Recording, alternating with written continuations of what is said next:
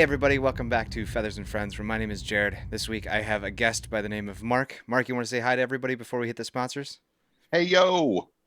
So Mark runs a great podcast called The Evil Mark Show. He is not the sponsor, although I would like him to be. Susius are my favorite, as always. For those of you who are watching and still wondering, hey, is there something new? Yes, this is new. This is coming from Susius are my favorite. Gaio, he does a podcast about sex and prior intercourse addict is what he wants me to call it. And he's like, if you like good stuff, he's going to 2 a week. So by the time this comes out, it should be out. He's a great dude. I remember his Halloween, just a lot of cool episodes. And the most recent one that he's got out as of today that I'm filming is TikTok famous. I don't know. Mark, how do you feel about people getting TikTok famous? As someone who has had to work in stand-up clubs and struggled, I pretty much hate it. But I can't. It's not my generation. But yeah, not my thing. All right. Yeah, so go check it out. It was a pretty cool episode. A lot of fun stories in there. But now I got to say this, Mark. Rev was talking some shit, and I'm gonna go ahead and play you that little clip here if it wants to load up for me and everything works as it should. So this is Rev kind of talking some shit, and then we're gonna get your take on it. Cool? Okay, cool. um, Superb owl, which I still struggle to say. I don't know how many times I've said it, and I still struggle to say that goddamn thing every time. I Um, hate how the NFL has that monopoly, and I just call it the Super Bowl. I don't care. The NFL is not going to come after my podcast. I've got an okay following for doing it for 3 years, but like the NFL is going to be like, oh, feather, what is that? Nobody cares. Like, look at that logo. Who cares? So yeah, wait a minute. Wait a minute. Is what? that why he named it Superb Owl? It was because the NFL was going to cut. He's afraid of the NFL. Mark, I'm talking to you, evil Mark. Really? That's why he changed it to Superb Owl because of the Mm-hmm. copyright thing? Yeah. Well, he's got a big enough following that Ye- they could Oh, crack that you down mean on that's him. true. Yeah, they definitely would. And he's actually so it's And then he just kind of calls you out, kind of at the end there. That's where I spout a lot of dumb Yeah. exposition, but he's calling you kind of a pansy for that, man. What's your response, Mark? Okay, so Superb Owl. Not only is it this is it's kind of got a double meaning. So I was not scared of the NFL in the NFL proper copyright people. Like I don't write to them before I talk about games because if you listen to that disclosure, then you'd have to do that if you really followed the rules.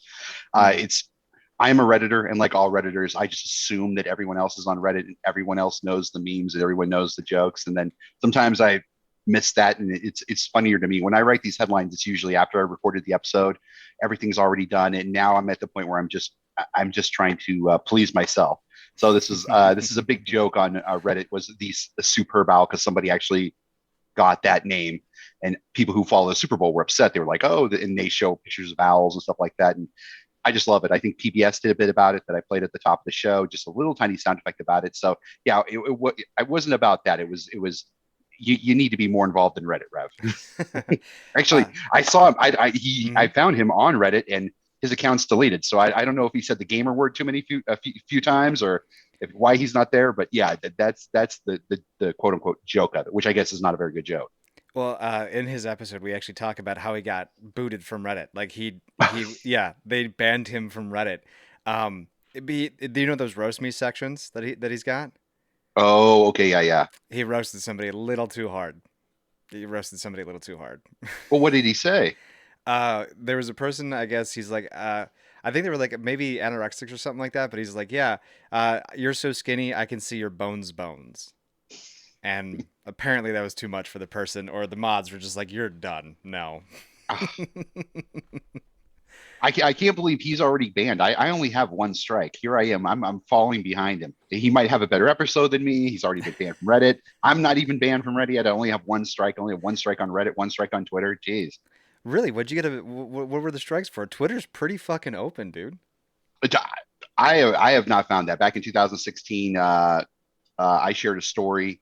I don't want to repeat it because I don't want to get this thing banned, but I shared a story which was a conspiracy, and I joked about it. I joked about how Hillary Clinton had killed somebody, which was a joke. And I knew Hmm. a reporter at the time who we were kind of friendly with, and she was like, she called me one night frantically, and she's like, you know what the and she was a real conspiracy theorist anyway. She wrote for the New York Observer, Oh. and she yeah, so you can go find the look for the right wing woman who writes for the New York Observer. But she called me one time. She goes, Mark, you know the Clintons have poisoned my dog. And I said, what? Really? She goes, yes, they're after me. I've written a negative story about them. And she's like, I think the Clintons have poisoned my dog. And I went right on Twitter and I was like, hey, I just heard so-and-so's dog was is being targeted by the Clintons. I'm like, I wonder what information the dog has that could lead to her arrest. And that got me my first strike there. And then Nice. Reddit was I just recently I can't even remember the controversy, but I went on some kind of trans issue, and people were talking back and forth, and they were like, yeah, you have to. Oh no, it was the anti-work. It was when the anti-work person got Anti-work, yeah. busted, and then they went on that TV commercial, and they were like transgender, and they were a child toucher, and they were communists, and they were totally unprepared for this Fox interview. And the Fox interview guy's like, he's smiling. He's got this Cheshire grin because he knows he just got over on him. He made everyone in the sub look and sorry, and everyone in the sub looked stupid. And now it's all blown up in their face. And then someone was like trying to be like, oh yeah, they should be nicer to this person. And they were like, it's a she, blah blah blah blah. And I said, it doesn't matter. You can't change your gender. And it was just that. I was like, Oh, my own opinion, right or wrong. That was my first strike on Reddit. sorry, they're super unprofessional. I was listening to those little shorts on Facebook, and because I gotta come in here, because I did yesterday when I was doing with. Okay, we'll mark that. Because yesterday when I was doing the thing with Eric, there's a part in there that I went off, and I was like, I should probably bleep all of what I just said or edit that. And for like the last 2 hours, I've been trying to find it, and so I gave up, and I'm just gonna have to listen to it now. And so I'm like, I'll take notes while Mark is talking, and then I pull up fucking Peter Griffin going off on some makeup addiction, so that's great. But I saw that interview. I saw that interview. Wow, like it is bad. It is so not bad. not ready, just like in the background the clothes are all messed up, like got a little lipstick on but not really made up. Like I thought the whole point of is if you're a guy and you're going to be a woman, then you're going to buy all the way in, you're going to go the full way, like man, Yeah. get the Jimmy Choos, get the makeup, get the like, you gotta like you gotta make the effort to look the part. Like it's just it's ridiculous. And then the I think what did she say or whatever. I um I can't remember. I had that Cheshire oh grin too. I was like, they're so fucked. They're so fucked. laziness laziness is a virtue. It was like, oh, and then it was, I'm a dog walker. How many hours do you work a week? I only work 20. And then I guess it turns out really when people really dug into it was 10 hours. Like the best thing about Reddit is the drama in the subreddits and how things like start to go crazy or fall apart. Like, it's been my favorite thing since being a part of Reddit. I think I've been part of Reddit for close to 8 years. Really? Yeah, and what I love most is just the subreddit drama, and then there's nothing better than being involved in the drama. So back in 16, I was part of the Donald, like the one that ruined Reddit for everybody. Oh, really? So yeah. Okay, wow. I remember hearing about that because like I joined like 5 years ago, but I wasn't really active on it and until like 2 or 3 years ago when I really started to get into it and I realized Reddit was a really nice place to meet people and like hearing about all this drama and the inside jokes and everything. Like it was really cool. It was really cool. That's awesome, man. Yeah, like I said, the one thing that kind of stains you is that you're like, you think that everyone else is on Reddit too, that everyone else knows the inside jokes, and most people are like, what are you talking about? Like, I don't know that. I'm not familiar with that at all. Well, Eric and I were talking last night. There was there was a guy who was 17 years old and getting super drunk, and he's immediately like, "Well, you shouldn't be drinking." I was like, "Well, how do you know?" Because in Germany, the age of consent for drinking is 16, and that was one of the biggest things that I always forget about is that on Reddit. I may be conversing with somebody who's in Germany, who's in Israel, who's in Russia, who's in Ukraine. Like, I may not be talking to a fellow American here, and it's just so weird to me that, like, I'm talking to somebody, like, dude, I'm from Mexico. And it's like, oh, my bad. you know? So, yeah. Now, because we're talking about drama here, did you hear about the drama with Matthew Stafford and the photographer? Yes, about the photographer who got hurt. I haven't been able to mention this on my show. I'm glad you brought it up. Okay. So, well, go ahead. Is there a reason why you didn't want to mention it or? No. I just we previously did a college football show, and we just chase a lot of things. We like, it's not sensational enough for my taste. Like I like the guy from the Dodgers who got in the text exchange and then met up with the woman and was roughing her up, and then she called the police on him. Like I like that kind of stuff. Where I like Mhm. really weird shit. Like this is too run of the mill for me. But yeah, I think Stafford covering that. I mean, one, it's cool, but two, I kind of wonder what the alternative motive is there, and just I think only LA deserves tragedy for winning a Super Bowl. I totally co-sign that. But I mean, it's just so weird because like they had to dig, what was it, like 7 or 10 years back in her history to find some shit on her that's like horrible, and like she hasn't done that in the last 10 years, and like she doesn't deserve anything now. That's like, dude, I remember when I was like 5 years ago. I'm a very different person. No, yeah, you know what? It's really messed up. Uh, because all these people, like, if you really went back on everybody, like, you could pick anything apart. Like, and some people are, shit posting. Some people are just having fun. Like, I think a Hmm. lot of people are trolling just to troll, which I think is, I used to do a lot more, but like, I recently put something on anti-work written in the voice of Jim Harbaugh just for fun, like, because I think it sounds like that, and it kind of points out the how critical it is and how bullshit it is. And but Hmm. I think that's when you go back to like 16 and you look at all these guys who started that whole group, the whole people who would be labeled alt right, and I've been labeled that myself before. Like, they're really just shit posters. They're really just people like looking for a good time, like just trying to fuck with people. Like the OK hand signal, like all the stuff that was like invented on 4chan was meant to fuck with other people. It's silly. I'm not gonna lie, if I hear the origins of something as 4chan, I immediately know it's some dude that's just like, how can I get the world in a tizzy? Okay, wait a second. And then you're just like, how the fuck does that become like, how? How do people think this is real? It came from 4chan. So, yeah, no, I'm right there with you. Now, about the anti work, because I want to get your take on it, because I think some of the stories are like legitimate. Like, no, that's a horrible fucking workplace. But then some of them you read it and you're like, I not like kind like but they kind of have the power to be able to do that. So like, I don't know. Like, what's your whole take on the anti-work stuff? Yeah, it's unfortunate because when they had this drama, they could have should have taken this opportunity and split them, because originally anti-work. I mean, this sub's been around for a long time, and that original head mod was, this is a Marxist kind of idea that kind of got other people who have legitimate complaints about where they work. It's not that they don't want to work or they don't want to provide value to society. They just don't like the way they're being treated, which is all fair criticism. But Hmm. the problem is, with anti-work, is when the roots of it are based in Marxism. Like, when you dig into their politics, they're way more, not like Bernie Sanders socialists, like real socialists, real hardcore Marxists. And when you get on that train with them, then you kind of take all their toxic shit too. So it would have been better if they would have been able to split it up. But now it looks like everything's kind of been, all the slap fighting has ensued, all that Hmm. settled down, and it seems like everything's back to normal, and they're all back in it. But I do think I agree with you. I read some of those, like, oh man, that sucks. Like, I can't believe that, like, Chipotle would treat people like that, or they wouldn't like Yeah. give them their breaks, or like some. And then sometimes they see stuff that's like handwritten notes, or like, you know other stuff. And I'm going, like, you don't have to be there like that. I've been working, unpaid overtime for 5 years. It's like, well, why are you doing that? I'm like, I'm a very highly skilled person. Like, why are you there then? Like, well, where's the personal responsibility? Yeah. Like, if you did not like your job right now, no matter who you are, whoever's watching this, you didn't like your job, you go find another job. There's so many other jobs. It's ridiculous to me. There's I love malicious compliance, that Oh subreddit. yeah. Oh my god, I read one really recently that it kind of you brought to light there. Like the dude's like, so as soon as I forget what the heads got bought out or something like that, and new management came in, and they're like, hey, no more overtime. And he's like, all right, you want me to work just 40 hours and I'm only paid to work 40 hours? All of a sudden the projects are like doubling and tripling in time links, and people are getting pissed, clients are getting upset, and they pull the guy in and they're like, hey, what the fuck is going on? And he's like, per so and so, this is the direct email I had. And then they're like, you can leave now. And all of a sudden you'd be surprised, shit got changed in 2 hours. There was a memo that said, hey, go back to whatever you were doing, we need you back. It was pretty fucking hilarious. It was very TLDR of it. Rev didn't know what TLDR was though. He didn't.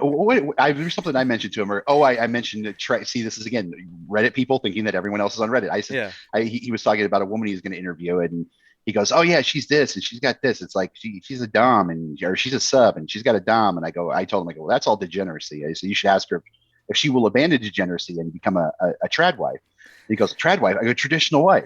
And I was going to get into it more on the Discord. I was going to talk about the moral compass. I was going to get all Ben Shapiro on his ass and like start telling him about blah blah blah blah blah blah blah blah blah blah. And that's why we need to defend Israel, Rev. Like, but I was like, Oh my god. I'm gonna lay off. But yeah, I was like, yeah, he didn't know that one. Yeah, there were a couple ones. Yeah, if you're not deeply woven into the Reddit fabric, then like other Redditors will just assume you're a part of it and just start talking to you about all kinds of shit. I mean, some of the stuff that comes out on Reddit, like a trad wife, I didn't really know what that was when you said it, but I was like, he's probably referring to like a traditional wife, or like you can kind of oh, what is that? What is that called? Where you look at something, you deduce. You can deduce the meaning. There we go. Fucking words are so hard lately. But yeah, like you can kind of deduce what the fuck it is. And now I gotta ask you, like, are you like pro like Super Ben Shapiro then? Like, are you like hoorah, you're awesome, or are you just like dude's fucking crazy? Like I think he is a little bit. Well, yeah, I mean, I'm a libertarian. Okay, I was one of those dudes who was one of the like I worked on the Obama campaign back in the first time he went against Hillary, and then the second time around, and really? like locally in Arizona. Yeah, I mean, I was a big time Obama guy. I was one of those ones who really liked his ideas. I liked the anti-war stuff. I liked the all the promises that were made. I even liked the single payer healthcare. I kind of thought it all made sense. And then I like right after all that settled, it was like, okay, well, that was kind of a big scam. And then the next time around, we're like, oh, okay, well, there's this guy, there's Bernie Sanders guy, and it seems like things are going to be right. It seems like this is everything people who've been lifelong Democrats who like I've been ever since Mm-hmm. I've always been kind of that way. And then I get, then after he got screwed and we saw how everything was kind of went down, and then Mm-hmm. got involved with all these shit posters, and I was like, no, I lean more towards my libertarian roots. The older I've gotten, the more the more I dwell on life, like, nah. That's where I lean. But as far as Ben Shapiro goes, I think there's some guys who are really terrible, like Charlie Kirk, like just scumbag, like Tucker Mm-hmm. Carlson, scumbag.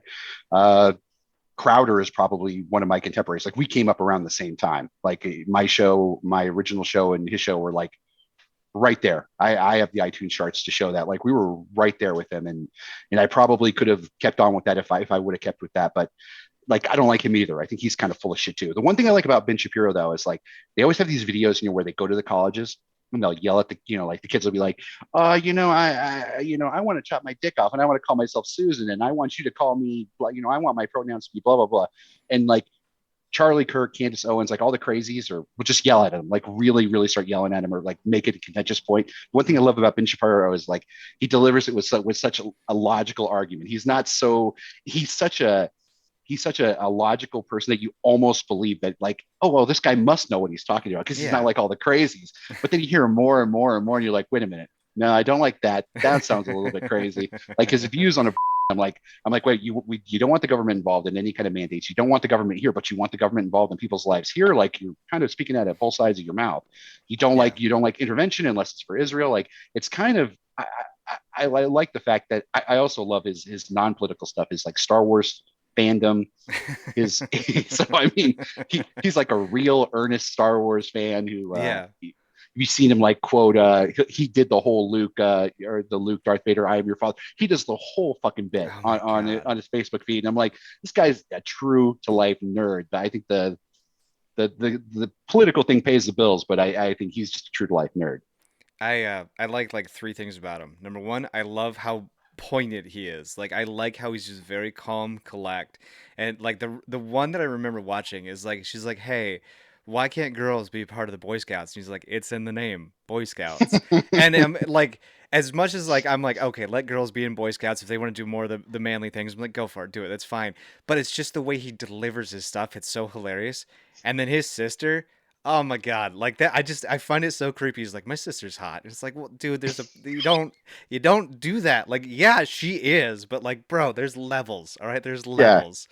And then if your sister's high, you cannot cop to that. You can't be no. like, yeah, you just go, oh yeah, yeah, yeah. Well, I mean, guys like her, so I guess I have to take everyone's, the what is that? The broad opinion on her is that she's hmm attractive. So I guess, yeah, sure, but yeah, she's my sister. Ew, gross. Did you see the Flash skit with Joe Rogan and him? Oh yeah, yeah, yeah. Oh my God, it's so bad. I love it. I love it. Ah, because so Eric and I were talking about like where you land on like the political spectrum, and I totally did not anticipate getting in here. I don't know where I stand. Is that like normal for somebody who just like super non-political or something like that, or well, okay, I think most people are centrist. I think if you're centrist. real life, like yeah, I think there's a lot of people on the internet who are very tribal, like I'm with these guys, I'm with that guy, or Mhm. I'm in this camp, I'm in that camp, or I kind of see their points of their camp. Like I think true life is like you go to work, you bust your ass. Like I listened to your episode where you talked to all the people who work at people who work at Starbucks. I think like normal people don't have enough time in their day to like really get really heavily invested in this shit. They just want to hear what somebody has to say. Does this person sound like they have my best interests at heart? They probably don't, but do they sound like it? Can they at least lie to me?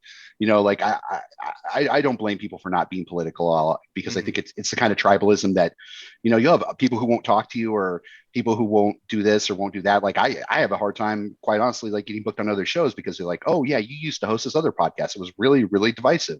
You had Roger Stone and Milo Yiannopoulos and Tila Tequila, and she was talking about femboys and this and that. And like, it's like, and then I forget the other guy. And then there was one guy who I thought wanted, he was like, yeah, we need to work on this and we need to work on nationalism in Europe. But what he really wanted was like more white people in Europe. Like, Oh so my you God. never know but that was the thing at the time. Like, shit was going off. There was a weird conglomeration of people they're kind of coming together, like all kind of had this similar idea of like, you ever played like a practical joke that was like really, really, maybe it was a little bit cruel, but then the practical joke gets out of control, but then it becomes really funny. That's how I look at the entire Donald Trump presidency. It's like a practical joke that got really out of control, that became really, really funny, and then blew up and like really hurt some people.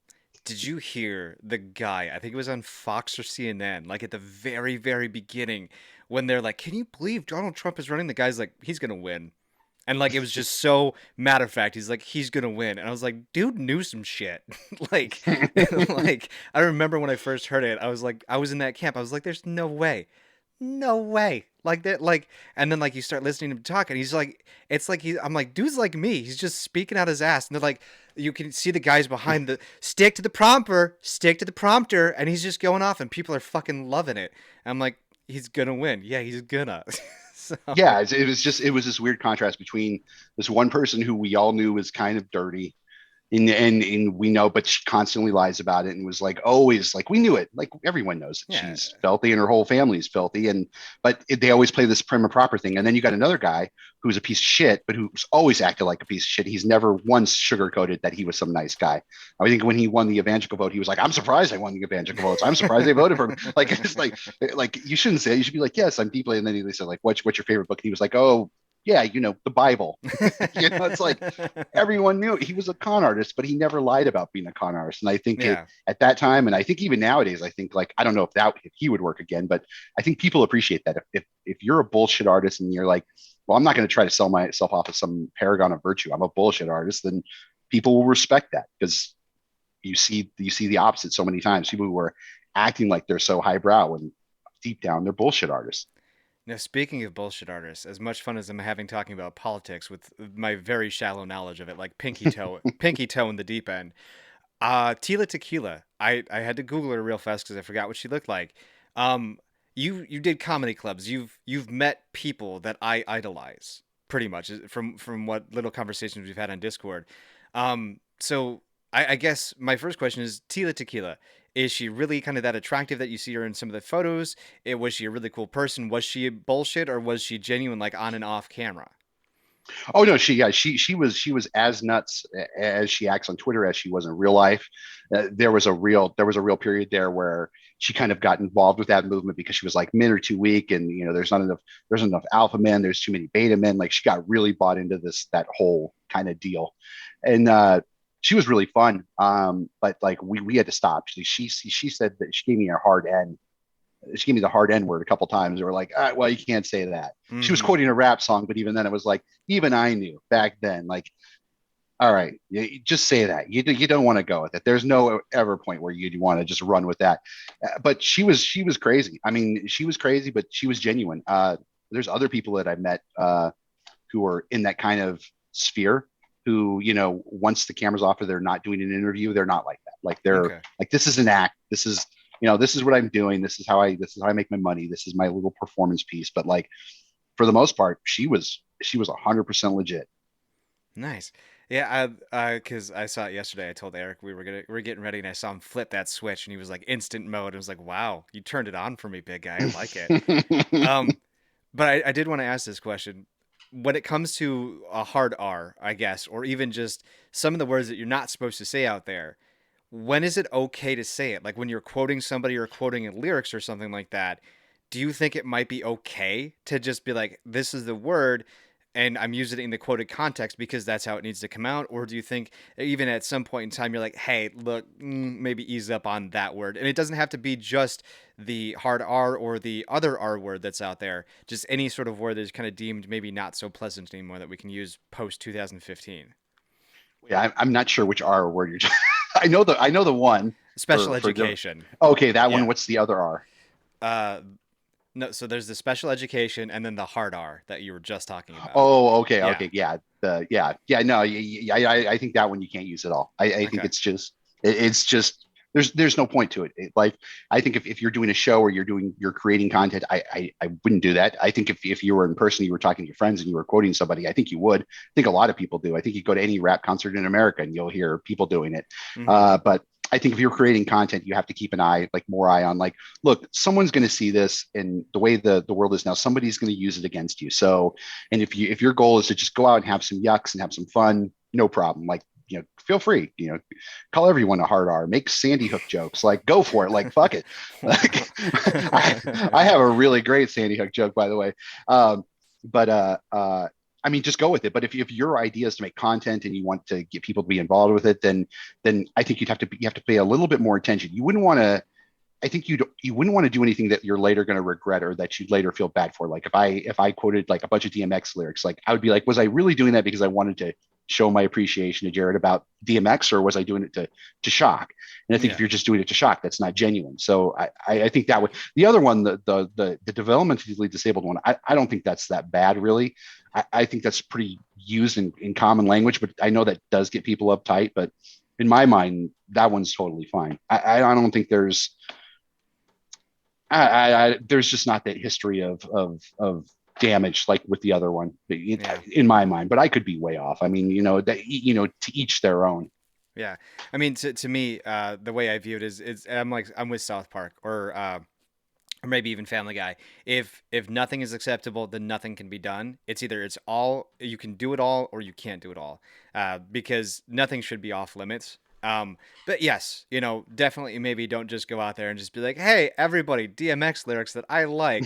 Let me just go ahead and quote everything. Even though in my car, I'm driving to the grocery store. I'm like, DMX, I love you, big guy. I don't know. So there's, anyone who's been driving in their car listening to DMX is saying, I love my bitches, but everybody's going to do that line. Give me a fucking break. If anyone's saying like, well, no, when I'm in the car, I go, no, bullshit. Everyone's going, where my bitches, but I love my bitches, but everyone's doing that. Give me a break. So, I mean, there's real life. And then when you're making content. And I think you want to be sensitive to like the people who are going to listen to you, because like, I wouldn't want anybody to listen to me. Like, I don't think there's anyone listening to me who would be like, I really don't like Mark because he said the developmentally disabled word. They probably just think like, oh, he's stupid. Like, he doesn't know any better. Like I've said the word, like when referring to Jewish people, I've said Jew before. And it's not because I have hatred for Jews. I'm pretty pro-Israel, but like at the same time, if I got an email and it was like, hey, Mark, I really don't like that because I'm Jewish and this makes me feel like this. And I'd probably be like, yeah, maybe, probably wouldn't do it again. Like, I get it. Like, but if I heard from a non-Jewish person who was like, hey, you know what, that's on our unapproved word list. Like, if I heard from what it is typically is it's like a white person who's trying to co-opt whatever person's pain is. And then it's like, that's where I get pissed off about that is as someone who's half Hispanic, this really upsets me. Like Latinx, like that's like no go for me. I cannot go for that. That's white people imposing the word on that. There's a lot of words in Spanish. The Spanish language has gender in the words, in the language. So when you have somebody else, so think about this. So like when we talk about imperialism and colonialism, we talk about people coming in and taking over and like changing all the values. So amongst Hispanics, Latinx that's not kosher with us. That's not cool. You're changing the language. So the people who support this are white people. So you have good-hearted white people who've crossed the line into telling Hispanic people how they should address themselves and what words they should use and how their language shouldn't be gendered, because that might make a certain small portion of the population feel bad. Then they get into this weird pecking order. Like if you're just a regular white guy, you're like, all right, well, I got to feel bad for them. I got to feel bad for them. But who do I feel bad more for? Who gets higher ranking in this? Do I feel more bad for the Mexicans and the Hispanics, or do I feel bad for the transgenders? And if I say this, like that's why like I, I think white people like really like Bring it I, down. Bring it down a notch. yeah, just calm down. Like it's not your fight. I know you want to be an ally. The best being an ally like I've ever known in my whole life of being Hispanic and dealing with people. Like I met plenty of guys, white guys who've been like, we've met and we've talked and they're like, yeah, you don't seem like a Hispanic. You seem like a good one. And I've never been like, oh my God, like, I can't believe it. I was like, yeah, dude, that's cool. Like, yeah. No, they're like, well, you don't like low riders. You don't like this. You don't like that. You like, conservative things. Why are you? And like, it just really oddly Wow. see if I was a leftist, I would say, oh, those are microaggressions and they made me feel bad. And like, it's not that. It's just people being fucking people, and there's got to be more understanding of that. So when you have this woke mob that's like getting upset about what words other people are saying, that's the real problem. My one of my best buddies in the military was like straight caveman Hispanic. Like he had the caveman brow, and Oh yeah. for like it was so funny because like we'd just burn each other. And I remember one time I called him a dirty S word there, and he was like, "I kind of am," and I was like, "Well, okay, that's fair, bud." And like so, it's funny because like I know that was probably very incorrect, but like he was my buddy. I love the dude half to death, and like I see all that shit. They're like Latinx or Latinx or, and I'm just like, you guys need to calm the fuck down. Like, and it's so great because I remember the first time I heard all that, like the whole like gender identity, and then my brother did Spanish for a number of years. Yoshi did a bunch of Spanish, and I was like, "Hey, Yosh, isn't it like L this and law that for like male and female?" He's like, "Yeah." I was like, "Wow, that's got to be really hard. That's got to be really hard for those." And it was hilarious, and I don't know, it just yeah, it was cute. I know my best buddy, my buddy Gumpy. He says he calls me that word all the time, and then when I introduce him to other people, I'll be like, oh, especially when I introduce him to other Hispanic people, I'll be, oh, este pinche and pinche güero means fucking white boy, like and that could mean like really, really, like really, really dismissive, like, oh, like fucking, that's like fucking white person, like fucking stupid ass white, Yeah. fucking pinche güero, and da, da, da, da. And it's all love. I think a lot of people, like especially now, especially with the younger people. Like I think it's different for people who've served or people who've been institutionalized. Like Mm-hmm. you're so used to it where you have to bump up against it every day. You realize you have to work with these people, that Mm-hmm. everyone has to get along on some certain level. Even if you didn't like them, if you're from the South and you didn't like the black guys there, you're still in the same unit. You still got to work together. There ain't no two ways about it. So I think you can kind of navigate life a little bit more than people who are a little bit more sheltered, who kind of been in their own world and they're like, oh, I don't like hearing that. That's cringe to my ears. Like they're when you really dig into it, they're probably not people who've ever had to really interact with you. I will say that yes, the military has broadened my horizons on the individuals I met. I mean, I literally worked with a farm boy who was so big that I had to help him buckle his seatbelt sometimes because he was working out too hard. I worked with several individuals from the deep south who were very, very racist, and then I worked with some guys that were from the hood, from Chicago, and then just a dude out of Baltimore, and like you get all these different walks of life, and you really come to realize that people don't really give a shit as long as you're nice to each other. And like when you become friends, you can pretty much say whatever you want to your friends. And it's like, oh, that dirty little cracker, Jared. And then like Mm, somebody like, whoa, whoa, whoa. And it's like, dude, I've known him for 10 years. Calm down. yeah, That's I just know his this way of guy. saying I hi. know he's a dirty Yeah. little cracker. No, I was in the Arizona National Guard, and even just Oh, being Arizona only still ran into a huge number of people like I never would have like interacted with before. So it was like, even though I wasn't on that national, like most guys, they go to the full army, they're surrounded by everybody, like just Arizona part. But when going to boot camp and then coming back and being part of my unit, like all kinds of different diverse people. I think diversity is not just the melanin in your skin, but it's also about like where you're from, differences of ideas. Like when we talk about diversity, when we say like, oh, we need diversity. Yeah, we need diversity. We need people who think different, not just people who are like, oh, well, we got a black one, we got a Chinese one, we got a Mexican one, we got to like, that's the wrong kind of diversity. yeah. That's the kind of diversity that's bred out of racism. What we need is the kind of diversity where we go, okay, well, we can have people we disagree with and we can get along with them. We can have people we may not necessarily don't like, or we may necessarily want to live with, or we may not invite to dinner, but these are the people we're going to get along with. And Yeah. that's real diversity in my mind. So you were part timer, huh? Oh yeah. Oh yeah. 2 weekends a year. God, why didn't you go full? Why didn't you go full time? because with having only 60 credits, I went to Arizona. Arizona State. I went there for about a semester, dropped out, Hmm. got involved in comedy, and then came back around and went back to community college. Got my 60 credits, and with your 60 credits, you could go in as an officer. So that was the whole Oh, point. So you okay. didn't. So you could come. So I was full time, but I was full time in my just for my unit. So I didn't have to worry about Okay. anything. So Okay. and other than we went to boot, went to Fort and Knife School, came back. Well, and then I had extra time because I was in Pork Chop Platoon. Boom, came back. Da da da da. Awesome. And then I did that for about 4 years. Like so great. Like I just read yesterday, the cutoff is 8 years. So if you're past 8 years, they can't call you back for World War III. So that's awesome. So I'm thrilled. Well, I think I'm 11. I think I just hit 10 years. Yeah, I just hit 10 years this Thanksgiving. So they wouldn't be able to pull me back anyways. I have so much shit wrong with me anyways. But okay, so I was Air Force, and I think I may have mentioned that. But what is Fork and Knife School and Pork Chop Unit? What is that? Okay, so when you tape like the Army, Air Force, you must be pretty brilliant. First, let me say that you must be pretty smart, right? Like I just made it in as a cop. All uh, right, I'm not that bright. because I know it's really tough to get in there. They're like the back in my day, like the Marine Corps recruiter would be like, "Yes, come on in. I can't see anything," and they'd be like, "No, that's fine. You don't need to see anything." Army recruiter, same thing. Navy guys, but Air Force would be like, let's see your ASVAB scores first. Like, let's talk before we're just like, yeah, let's get you down to MEPS. Not to brag, I think I was a 72 on my ASFAB, and Ooh, the Air Force guy was like, "What job do you want?" And I was like, "I want to be a cop," and he was like, "No, no, no." I said, "What job do you want?" I was like, "I want to be a cop." He's like, "You're ridiculous." You didn't say ridiculous, but I was like, "All right, that's fair." And so yeah, okay, continue. I apologize.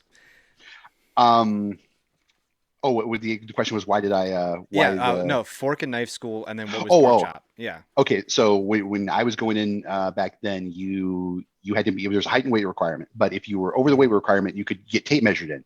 So like I got a 19-inch neck, way better shape back then, but not as great as I was after that. So you go to boot, but what they don't tell you is like before boot camp officially starts, you go to what they call the physical conditioning platoon, which is pork chop platoon, which Okay. is Okay. an extra 4 weeks for people who tape measured in to actually get their weight down to the proper weight. So it is fat camp, professional fat camp for before you go there. And then once you go off to once you finish boot, you go to your officer training school. So that's what they call it fork and knife school, but that's where you went. Where did we go? We did boot camp in Kentucky, and then I forget where we went. Gosh, it was like Illinois or some shit like that. I forget. Okay. Somewhere in the Midwest. Was there only there for like 8 9 weeks, but and then came back to Arizona, and then I was fine, and then I was good to go. Kind of fucked around, got into a lot of trouble, and never stuck it out. And then I was like, once I got my 4 years done, I was like, I am so glad to be done. And then by that point, I was running shows, I was going out and I was doing comedy clubs, I was doing open mics. Like that's all I wanted to do. I was just looking for a job where I Hmm. could totally fuck off and have all the free time I wanted, so I could just sit in there. I could write material, just write material, and then go out at night and go do a bunch of open mics. Like go do every open mic I could get a hold of in Phoenix, Arizona, I and hate Tucson, Arizona. I hate how you had to say you're national. You're Arizona Guard because now I have so many fucking questions that I can relate to that. Because when I joined in, I was a little bit of a fat kid. Like I was like, oh, I can change in 2 weeks in the middle of Wisconsin winter, and I totally could not. And so when we were doing the push-ups, like the guy that was doing push-ups, he didn't give me any leeway. Like I think I banged out about 55, and he said I did like 42 or something like that, and I need like 45 to pass. And so they were like, "You failed it. Okay, do it again, Jared." And so I did it again. And I still failed because the guy wouldn't count correctly for me. I was like, "Fuck my battle buddy. He's a Blue Falcon." And so I went to the Fat Kid camp.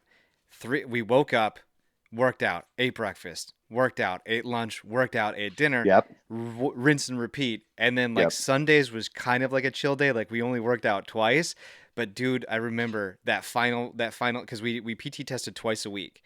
And that final PT test, I hit 45 and I stood up and I just stood in the upright position. I was in the upright position with a push up. And my drill instructor says, "Why'd you stop, Jared?" I was like, "I hit 45, sir." He's like, "Good, don't fall." And I was like, "Good." And then I passed and then I went on to my training. And so I spent like an extra 4 weeks in the fat kid camp because I couldn't In the do fact, 40. yeah. Yeah, because I couldn't do 45 push ups in a minute. And then it was funny because like I gained a lot of weight and like when I was actually in, but I could still do like 50, 60 push-ups in like a minute after that. I was like, why couldn't I do this in basic? What the fuck? So, Oh my God, I feel you on that. So what was it like being so you were a full-time officer at the unit, right? Yep. So what was it like dealing with those guys who would just kind of come in for like a weekend or two and just kind of do whatever? Oh, it was great because like I was in charge, but like in typical true officer fashion, what you really learn is that you put the NCOs in charge and you try to take as little responsibility as possible. So Very if you smart. don't know anything, totally fine. You just go, you lean on the guy, you go, hey, what's going on? What am I supposed to do here? And they always direct you. They always say, we should say this, you should say that, and you should organize it like this. And I'll go ahead and do this. And what you need to say is this. And I'd be like, perfect.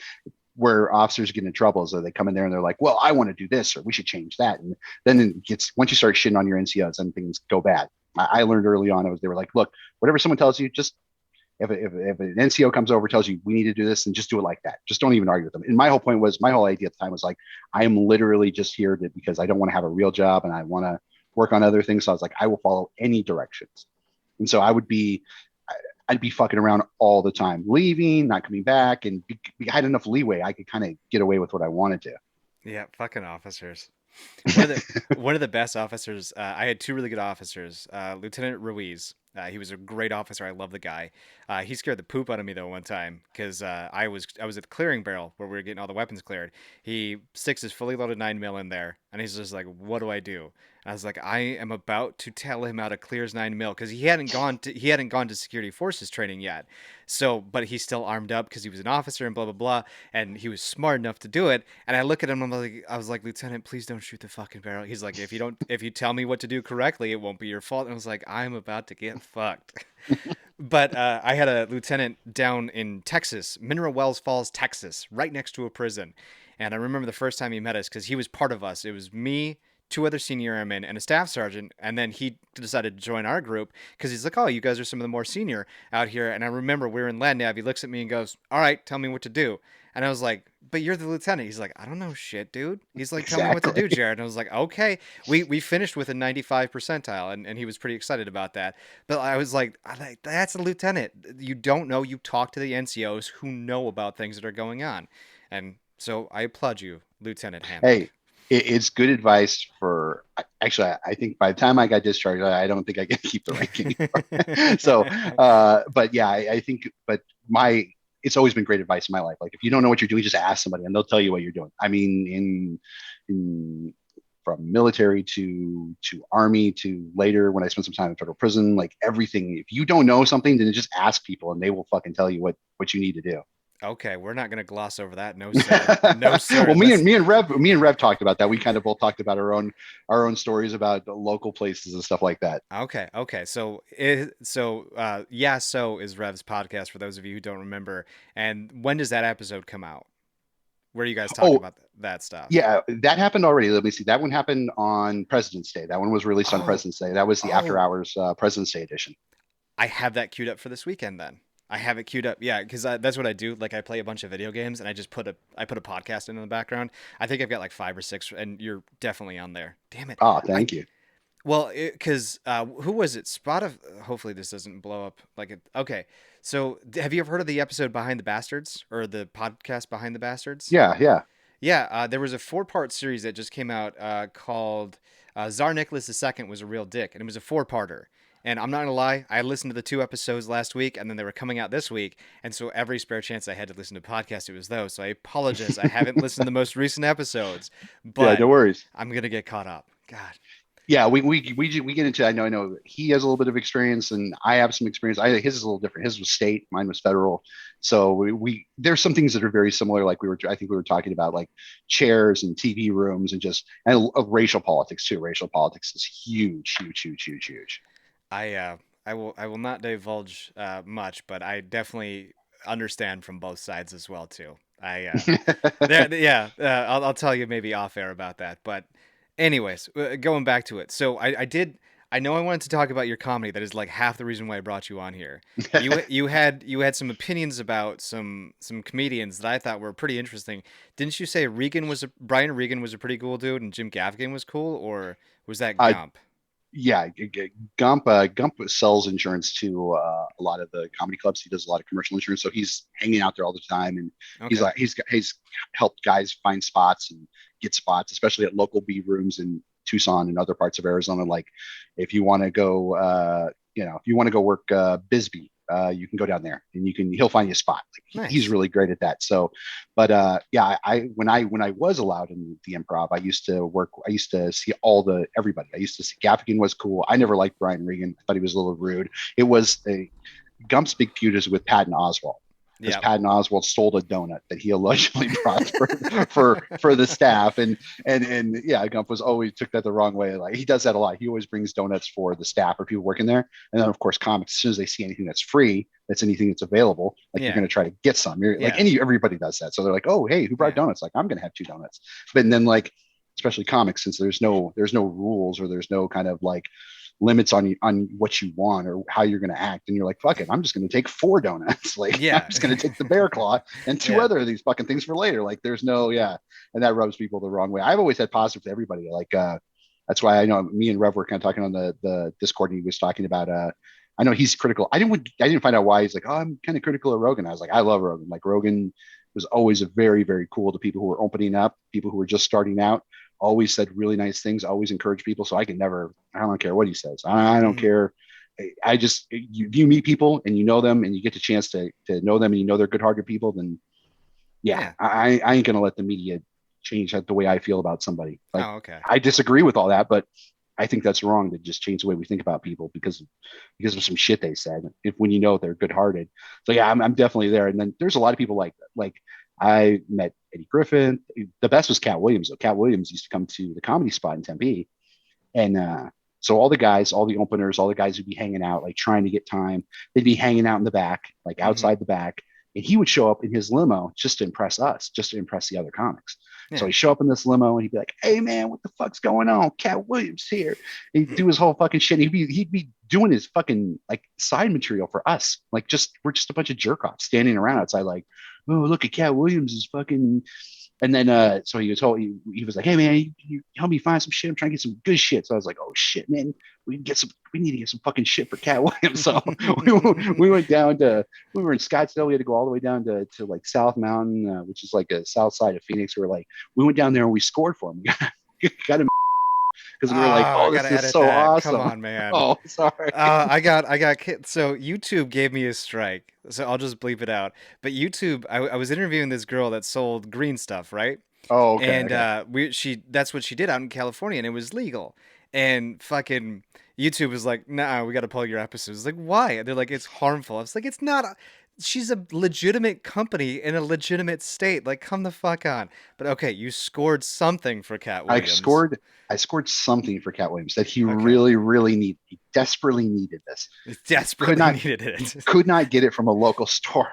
So he needed 2 comics, 2 openers to go out there and find it for him and secure it and bring it back to get a little bit of stage time. So go out, we take care of business, we bring it back, we're ready for the show that night.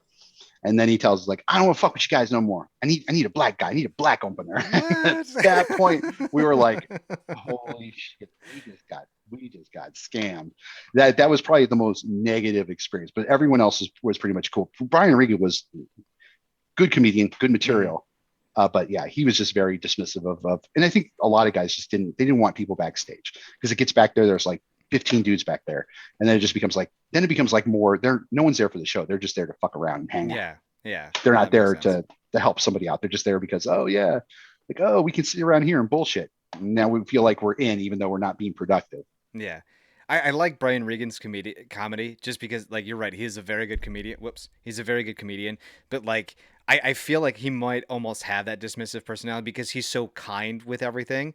But then you take a look at somebody like Gaffigan, who is very kind, gentle soul, and, like, he's just very nice about things.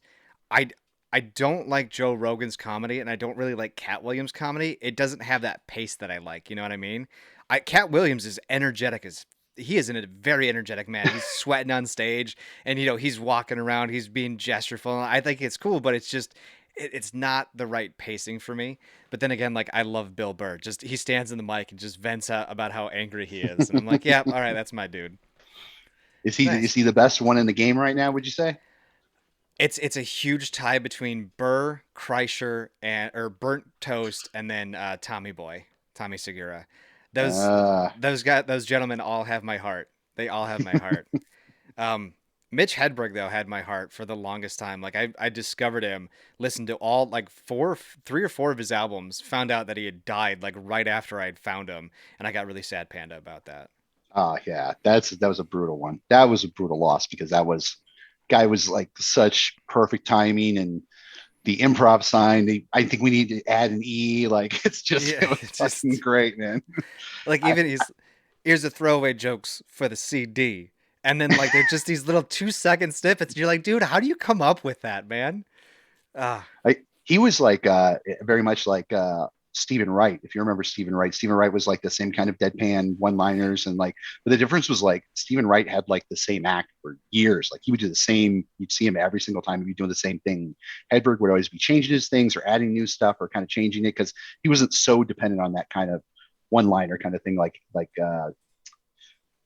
Stephen Wright. Stephen Wright is like really, really like if you see him now, like some of those jokes are recycled. They're older, but and yeah. people can do that. But it's just Hedberg was just so ahead of his time. He was really smart. Guy used to write constantly, constantly. There was a guy. I think it was Bert Kreischer was telling Bert or Tom that was telling a story about how there's, or maybe it was Burr. I don't remember because I can't remember anything ever. But he was talking about a comedian that he opened up for, and every time the comedian would open up for him, he was a local guy. He would tell the stuff at the local place, and it would fucking kill, absolutely murder every single time. And then like he tried to go somewhere else with it, and it was just crickets. Like it was nothing. So he just went back to his hometown where he could play the same couple of gigs, tell the same jokes, and just murder. And I'm like, at what point in time, like, it's like when you play a video game, right? You beat it, and you're like, you're playing it on the hardest difficulty, and you're still like exceedingly, you're like, this is not even hard anymore. Like, I'm on Torment 12, and I still am beating the game like it's nothing. At what point in time are you like, maybe I shouldn't try anymore? Like, maybe I need to try something different, you know? Oh, once you get good, like once you get a good 5 minutes, it's really tempting to just be like, I can go anywhere with this. I can go get laughs. The best thing ever is to get a laugh and to get that to instant. Unlike a podcast or like anything that you produce like that, where you're like, you put it together, you put it out in the world, then you're waiting for people to come. You're looking at the stats, like, people like this. You're waiting for emails. Mhm. You're waiting for this. Comedy is the best thing ever because you get it right then and there. Feedback is right there, right after you deliver it. So to get that positive feedback is great. There's nothing worse than going up there and eating shit, like just dying. Like, and I did that for years. I'd go different places when you're trying to work out your style and trying to figure out who you are. Like you go places, like I would drive like 2 hours to Tucson, go eat shit, like fucking waste everyone's time, look like an asshole. And then at the end, you still got to promote yourself. So I'm still handing out my business cards, like, hey man, check me out, check me out. And they're like, they want nothing to fucking do with you. They Oh fucking my hate god. you. So you gotta. I know people have talked about like I think Joey Diaz one time he called it eating a bag of dicks. I know other people call it eating shit. I've heard it called eating shit, but yeah, there's no worse feeling than going up, than writing something, really working on something, going up there, delivering it, and then no one giving you anything. Just people like fuck off. Like no one cares about it. It's the most heartbreaking thing in the world. I call it eating gravel because Eating. like eating gravel because my staff sergeant one time was like, if he wants to give you mouth, and he was, knock it the fuck off. I know you see other birds out there. Shut up. This and I was telling you earlier, this is why I do not genuinely do this during the daytime because I don't know how loud it comes across this because this is a new microphone, but the other one it picked it up and it was like maybe I'd have to go in and edit every little chirp that they did because otherwise it was just full blown massive loud. But like my staff sergeant would be like, yeah, if they want to give you a little bit of lip and they're not too funny about it, fucking make them eat gravel, make them eat dirt. And I've done that to a few lieutenants actually in my day. I had a lieutenant who was mouthing off during an exercise. I was like, I've been on 2 hours sleep, lieutenant. I really don't fuck with me right now. He's like, oh, we'll fuck with you. I put him on the ground. He got to talk to my sergeant, got in his car, drove away, and he sat there in the parking lot across the street, pouting his ass off, waiting for the Oh, exercise to be over. I was like, yeah, sit in your fucking place. But anyways, I'm trying to feel good about myself here. Um, my very late buddy who passed away, he said I was really funny. His wife, who I was actually a reverend and I married him, said I should try comedy as well too. I am so deathly afraid of eating shit and just like just like, hey, this joke we're for all my buddies, and like just nobody giggles at it. Like sometimes I wonder if I'm telling my stories on the other side, like Eric or you or just anybody else is like, I'm laughing because I don't want to seem like a dick.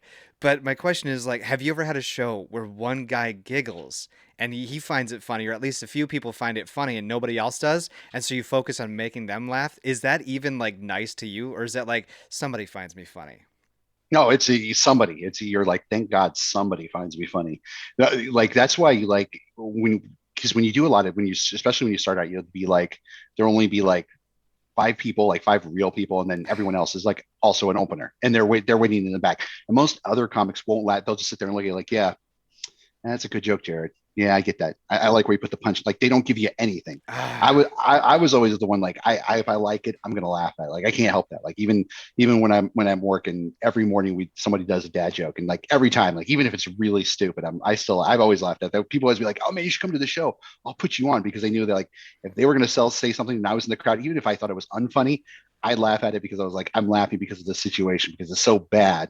And they just dropped it out like this big, like a fart in a crowded room, and everyone's like, oh no, oh no, like I can't believe that guy just said that. Like, oh, here we go, now we got to talk about this. And I'd be like, that's great, that's great. Like yeah, it's you really, I mean, there is nothing worse. But yeah, it's one of those things though, if you want to get better at it, or you want to do it, like that's one of those things like you got to do. Everyone's got to take their lumps. Everyone's like got to go through there and get killed. Even the biggest guys, you know, like when you talk about the Comedy Store, or even the local improv, like when guys come through or local guys start working, like I saw David Spade work out some stuff. I used to see David Spade work out stuff all the time, and he would be fucking terrible. Like he would just go up there and tell anecdotes and stories, and like sometimes it would just go nowhere and they'd be pointless, and you'd just be like, what the fuck is this guy doing up there? And then you can see him like week after week after week kind of like craft it and build it, and in an economy of words, like take this out, take that out, like it gets real into a big science of it. Like I always thought like how I used to do it was like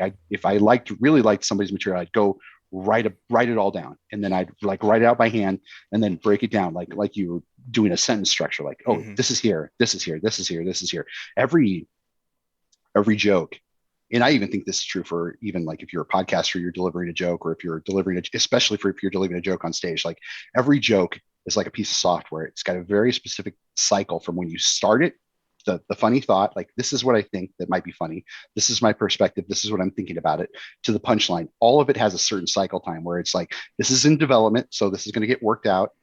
Now it's getting ready to get worked out. I'm going to put this in front of an audience, see how they react. They didn't like it, they did like it, I'm going to move it to the next stage. I'm going to move it here. I'm going to add tags. And now this is a final piece. It's ready to ship. Now it's ready to go out in the world.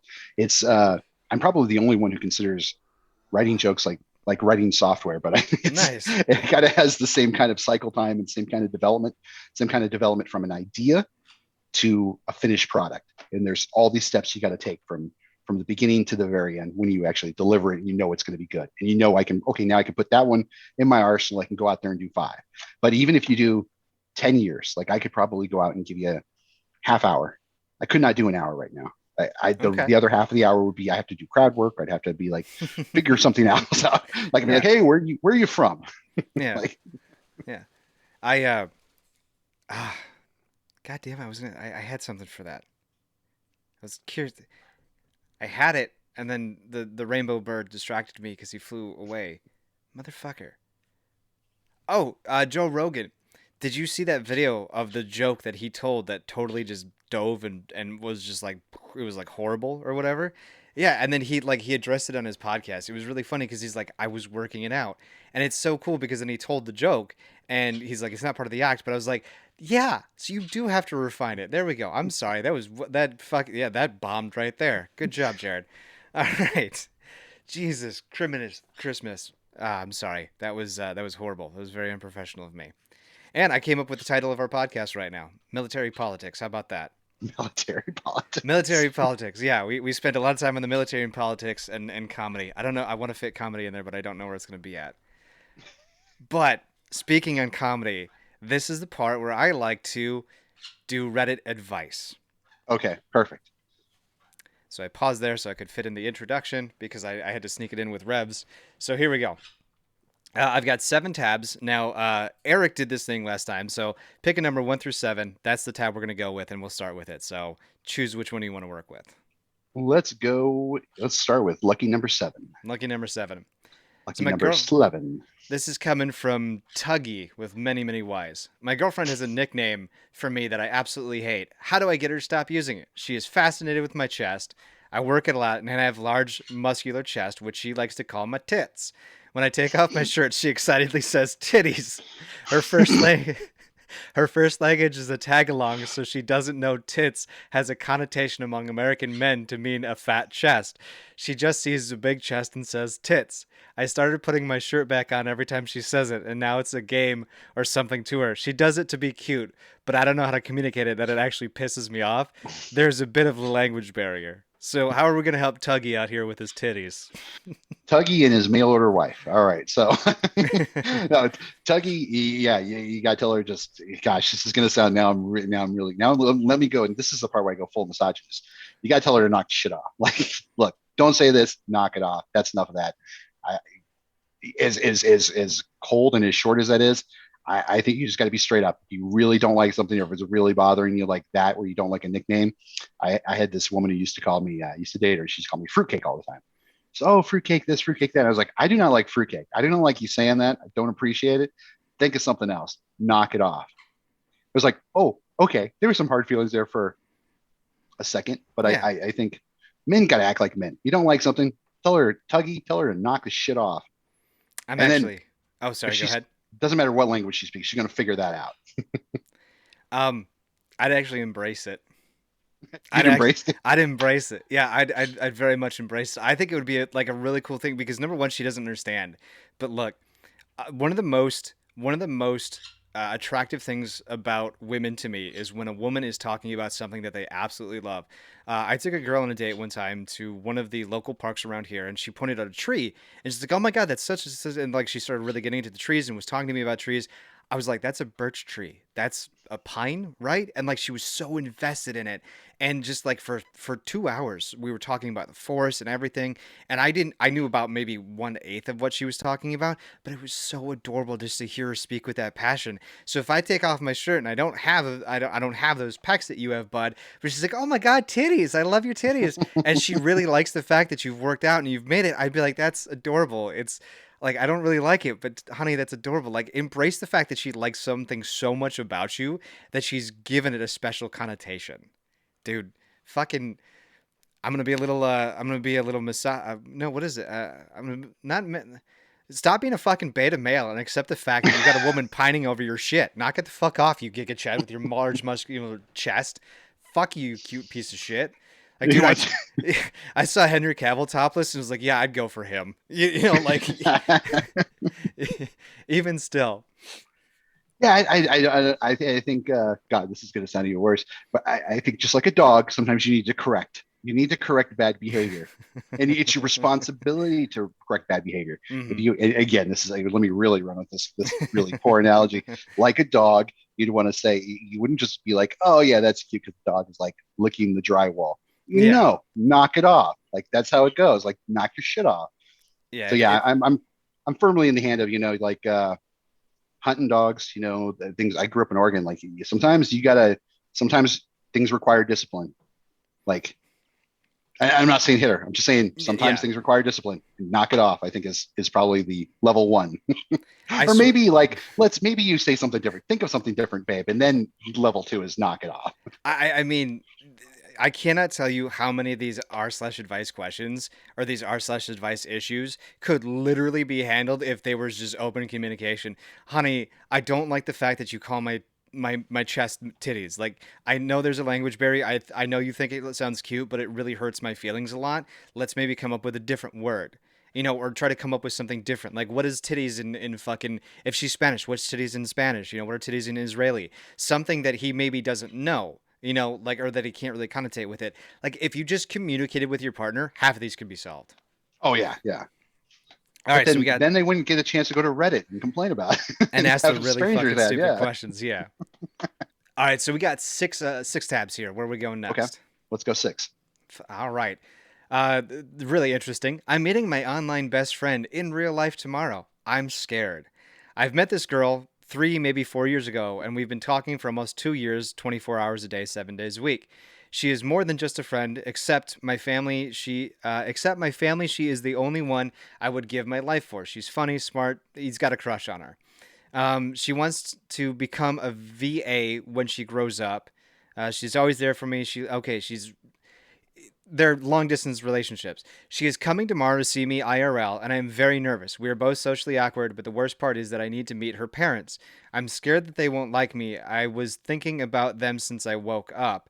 I feel like getting sick. My mother once said to her, God sent him, me, to you for a reason. I don't really believe in God, neither does she, but that both made us cry. It was so wholesome. I don't know why. My question is, what should I do? Because I'm super nervous. Should I buy her flowers or something? And this was 10 hours ago, so.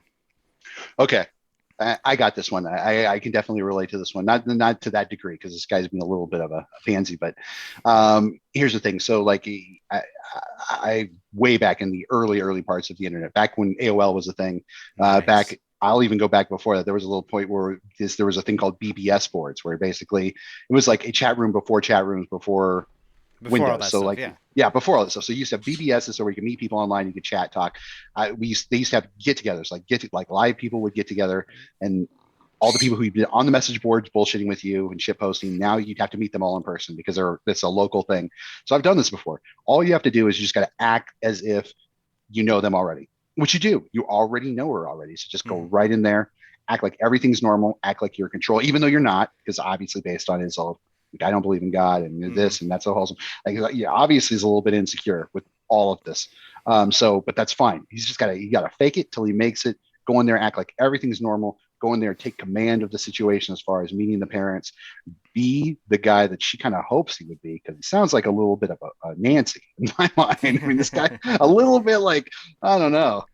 Well, number one, fuck you, Mark. I'm a very nervous individual. I have a lot of anxiety. Okay, because like I recently hung out with a girl, actually from work, and it was funny because she was like she drove past my place all the time, and she was like, I'll come over on Saturday, and I was like, that's in a day. And I wasn't really prepped and ready, but she's like, yeah, let's hang out, let's do things. And she thought my awkwardness was very, very cute. My anxiety was very attractive. But like, dude, if she's, because like this is the same thing with a friend that I have, who I've only known virtually for like 8 or 10 years, and like it's the same thing. Like I know when I meet her, I'm gonna be like my weirdness is gonna go up, but that's what she likes about me. So, Mister L4GOX. I don't. Okay, whatever. Lego X, dude, just be yourself. Just yeah, you're nervous. Everyone's fucking nervous. Like this is the first time I've actually seen Mark in real life. Just fucking, just be yourself, dude. Like, just shrug it off. And like, if it's that wholesome, your girl's probably talking mad shit about how awesome you are to mom, and that's just keep doing what you do, big guy. Keep doing what you do. Yeah, even the most confident people, even the people who can go right into a room or go right into conversations, start taking things over, and like they're all nervous, they're all anxious. Like those are like in my mind, like everyone feels that way. So when we say like I'm like this, these are excuses. Like he's got to everything's already the hard part's already done. Like he's already made the connection. So Yeah. the chick already digs him. So she's already in for it. So now it's the point where it's time to lead. It's time to take the lead and be the guy who organizes. And you probably won't be that guy. You're not going to be that guy at first. No one's that guy No. at first, no matter what. No matter. I don't care if you wrote the red pill. Like if you're one of these fucking nut jobs, like it doesn't work like that. You're going to be fucked up on the inside, but you're going to act like you got your shit together on the or on the outside, because that is the obligation of men. You have to act the way, no matter what, no matter how bad things are. Your dad just died.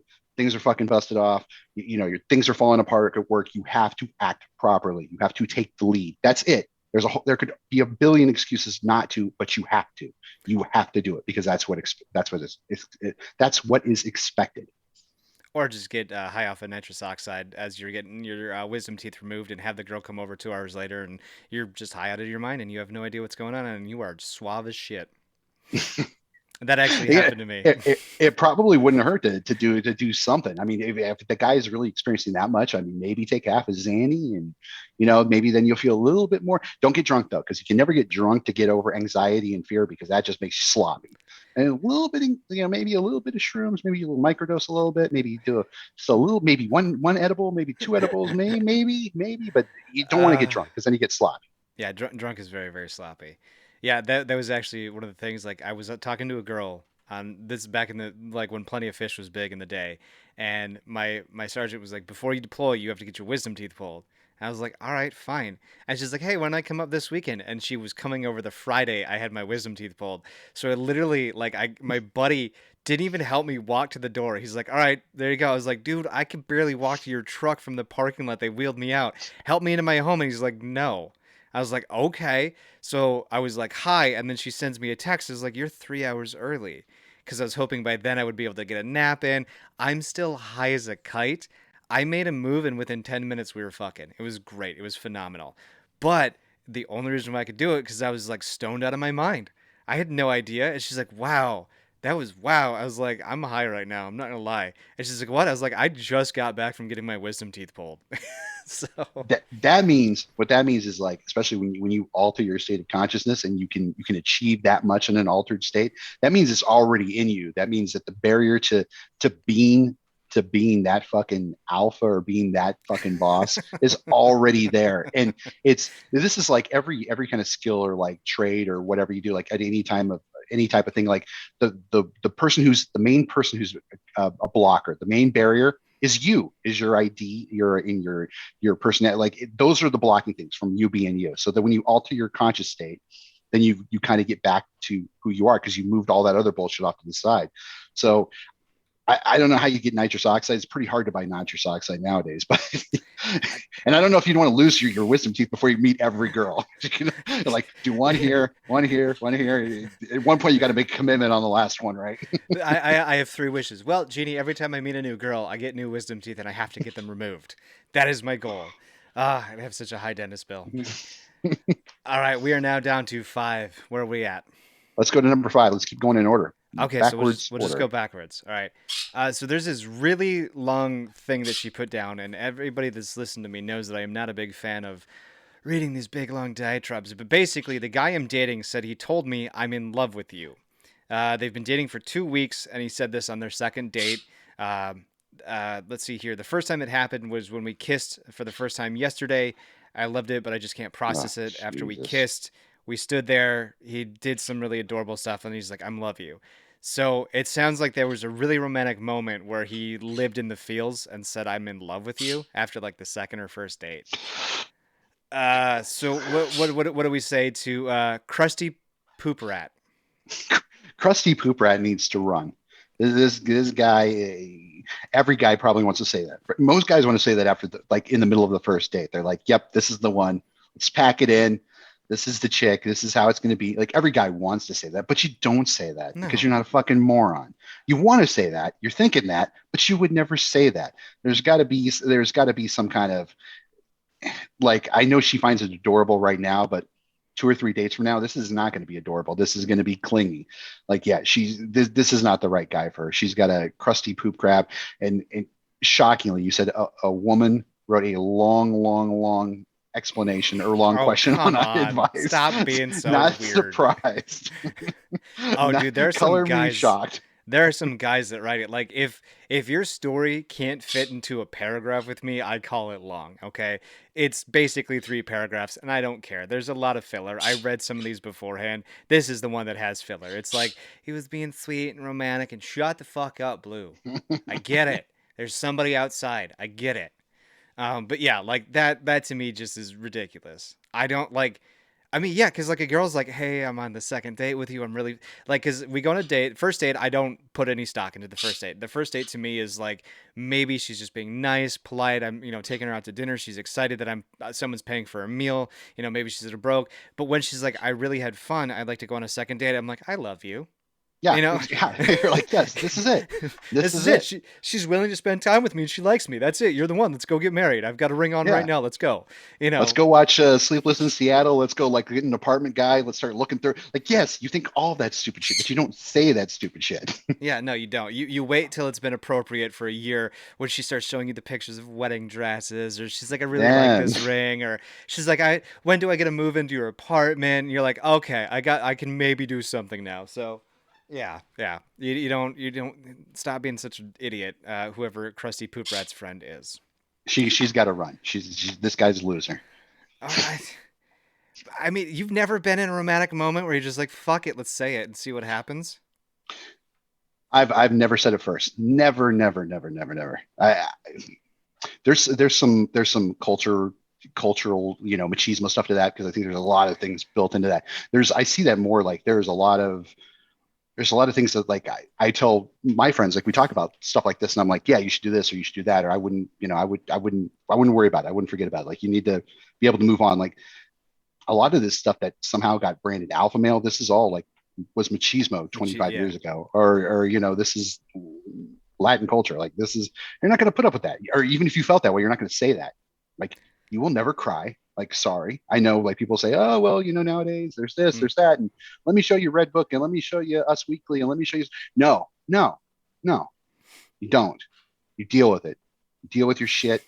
Take it like a man. You move on. Sorry. I'm sorry. No, I know we want to. you're fine. You're fine. I know It's we all feel like, all right, well, you can cry, and then where does that lead? Now this guy's chopping his dick off over here, and now it's put on. I'm sorry. There's got to be a line. No, it's cool. So I'm just glad you didn't listen to one of my most recent episodes where I literally almost did cry. That's great. That's great.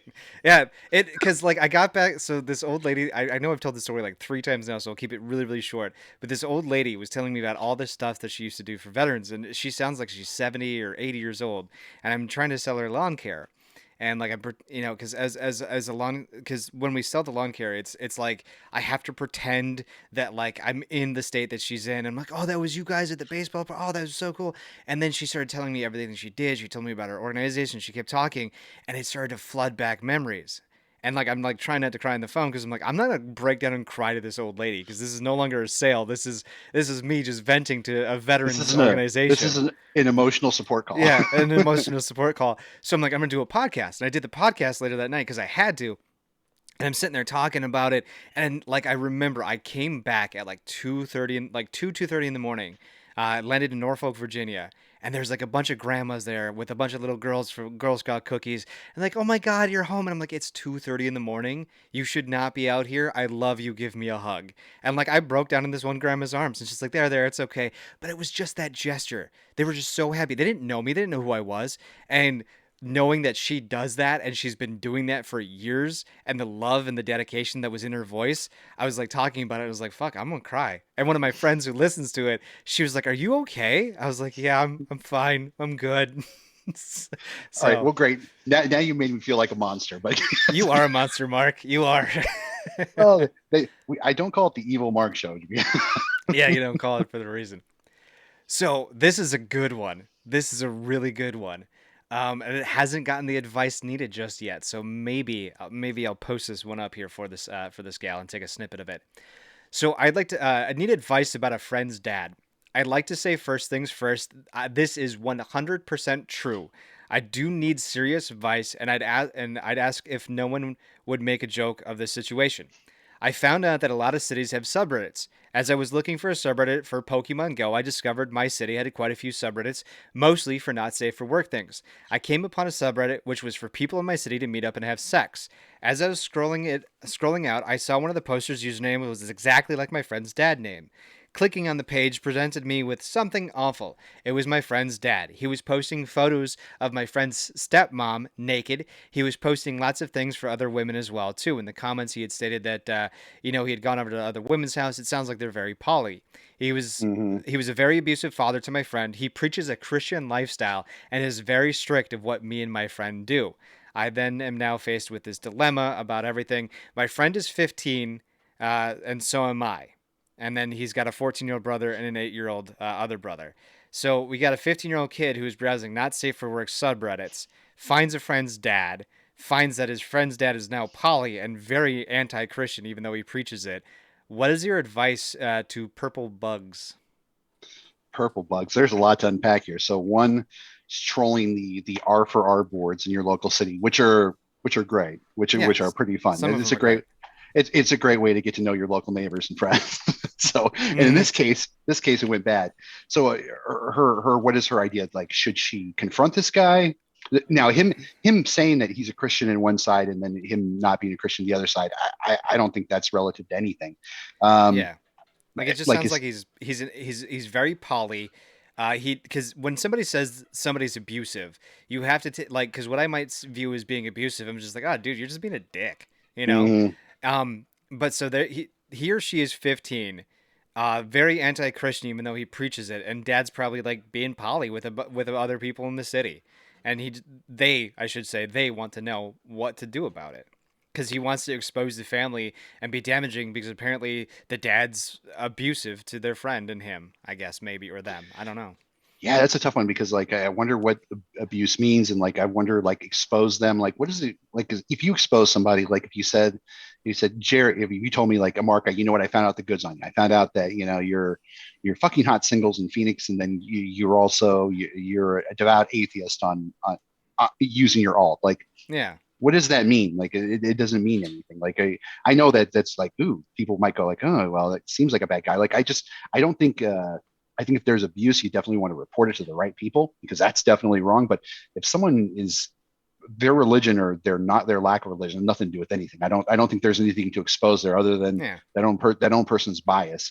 Or maybe they just don't like the fact that this person's being a hypocrite. But I don't see what exposing that would do anything. I think it'd be more important to expose the abuse that is or is not occurring. And if you're 15 years old, you can report. There's multiple avenues to report that. Child Protective Services, local authorities, something. I just don't know how.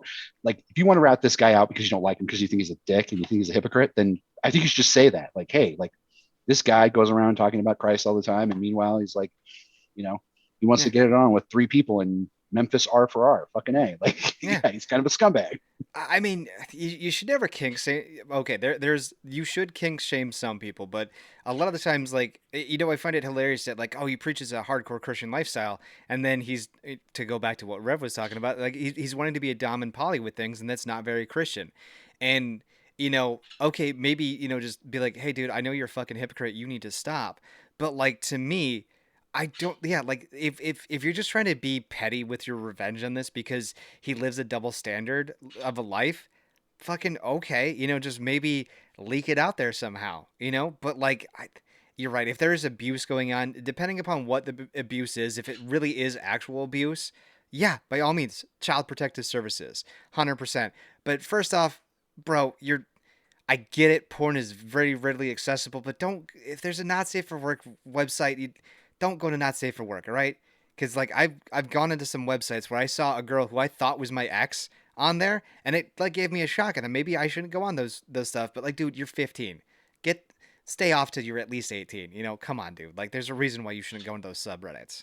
So There's a real like this is why I've kind of joked with me and Rev were talking about his other interview that he did. I forget the Dom sub. Yeah. He's got it was weird thing, but he was talking like we were talking about that privately, and I said, he goes, oh, you really think that's degeneracy? And I said, definitely do, because when we get into this, like you see this a lot, especially if you troll the other sides of Reddit, you'll see like these swinger couples, and there's all kinds of people doing all kinds of crazy shit out there. Yeah. Like it's Oh, just, and if you really go looking for it, you're gonna find things you're not gonna like, or you're gonna find things you're gonna find weird. Like if it's not your bag, if your bag is traditional marriage and finding a woman and settling down and having 2.5 kids, or having a kid and adopting an African kid, like cool, man.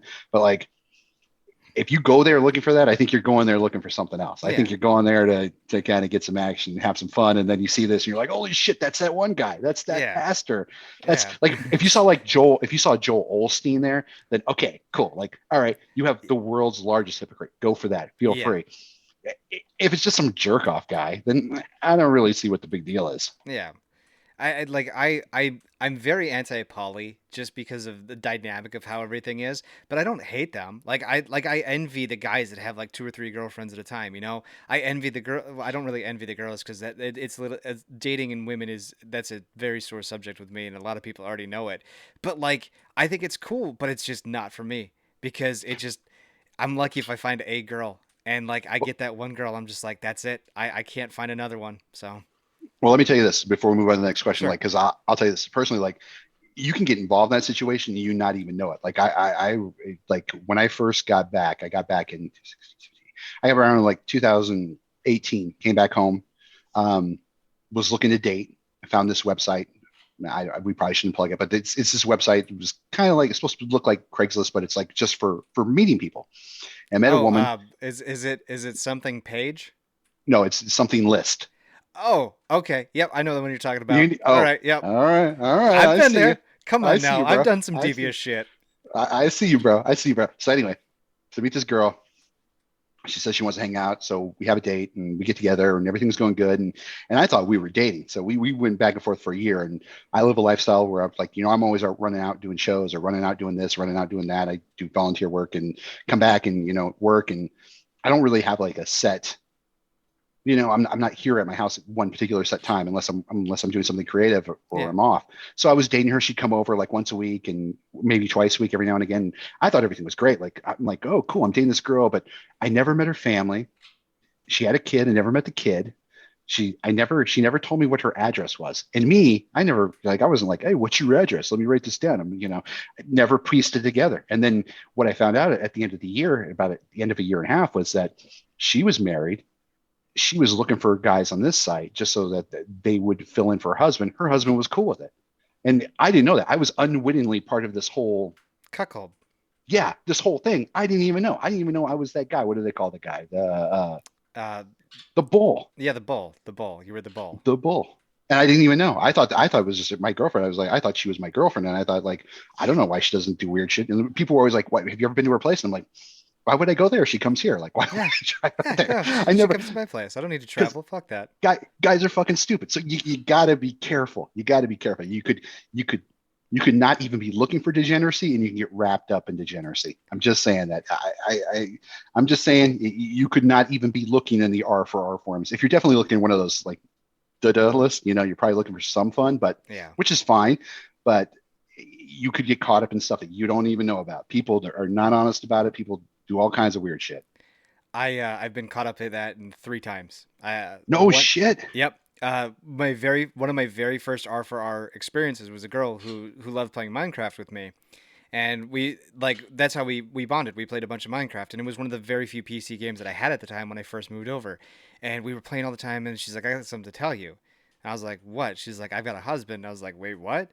And then I remember like the next day I was like kind of weird about it because we weren't really dating. She was in another city, and then I remember he came in. He's like, "Hey babe, what's up?" And then she's like, "Oh hey babe, I love you too."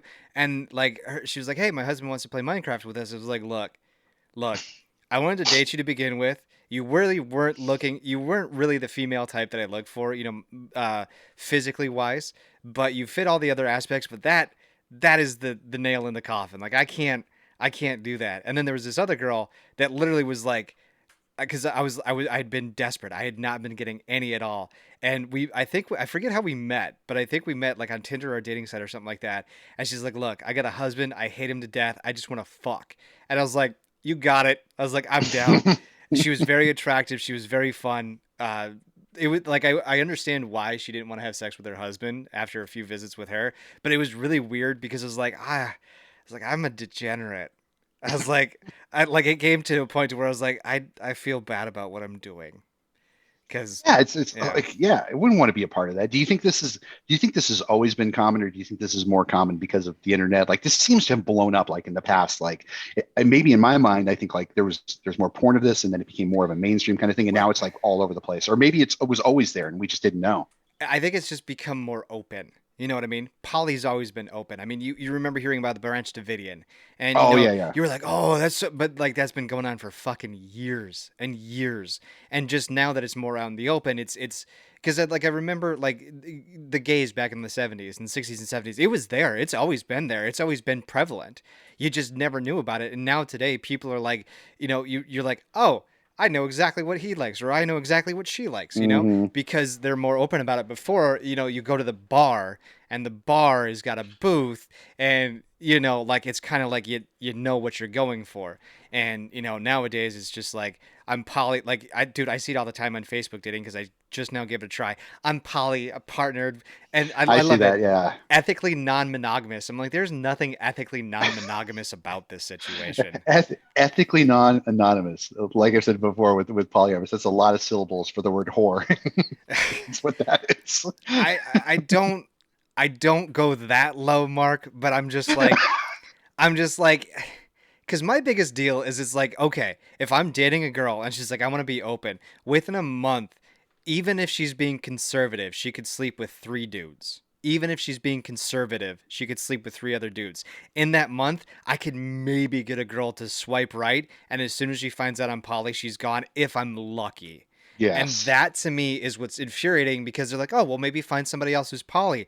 And that's my problem. I know it's weird. They call it the one dick rule in the poly community. And I'm like, yeah, I really don't want to be like, I don't want to be home video gaming as my girlfriend goes on another date with another dude. Even if she does or doesn't sleep with him, I find it weird because I'm getting the short end of the stick. She's out with Tony, and I want to be with my girlfriend. I want to be with my wife, but she's poly. I have to be okay with this, and I'm just not. If if the playing field was level and I was getting dates and fucking other people just like she was, I'd be fine with it. But it's not. That's not how it works. It's not. Yeah. Yeah.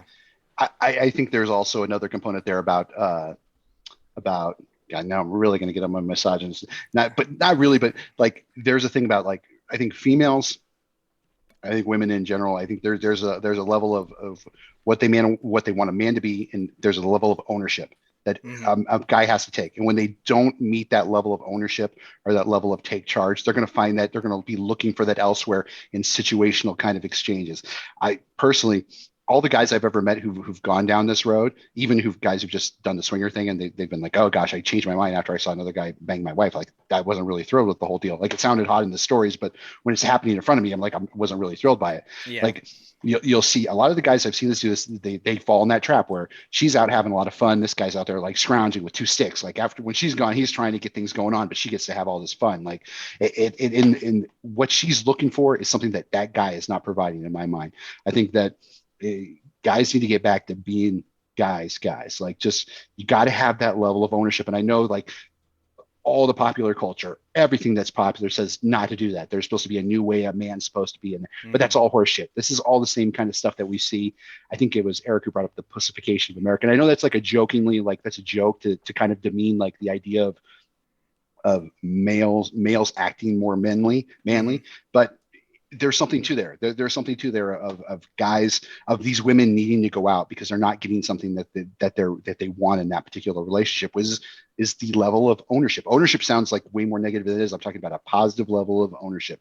There's this crazy woman named I don't agree with all her shit. Again, she's like a female Ben Shapiro, but and the fact that she's got a few good points, but if you go too deep down the rabbit hole, you're like, oh, this person's really fucked up. There's this woman named Teal Swan, and kind of goes into this way more detail, but like there's a level of ownership, positive ownership that needs to happen on the male side in order for to have a full, complete relationship. Guys got to stop acting like women, like bitches. Like they got to like man the fuck up.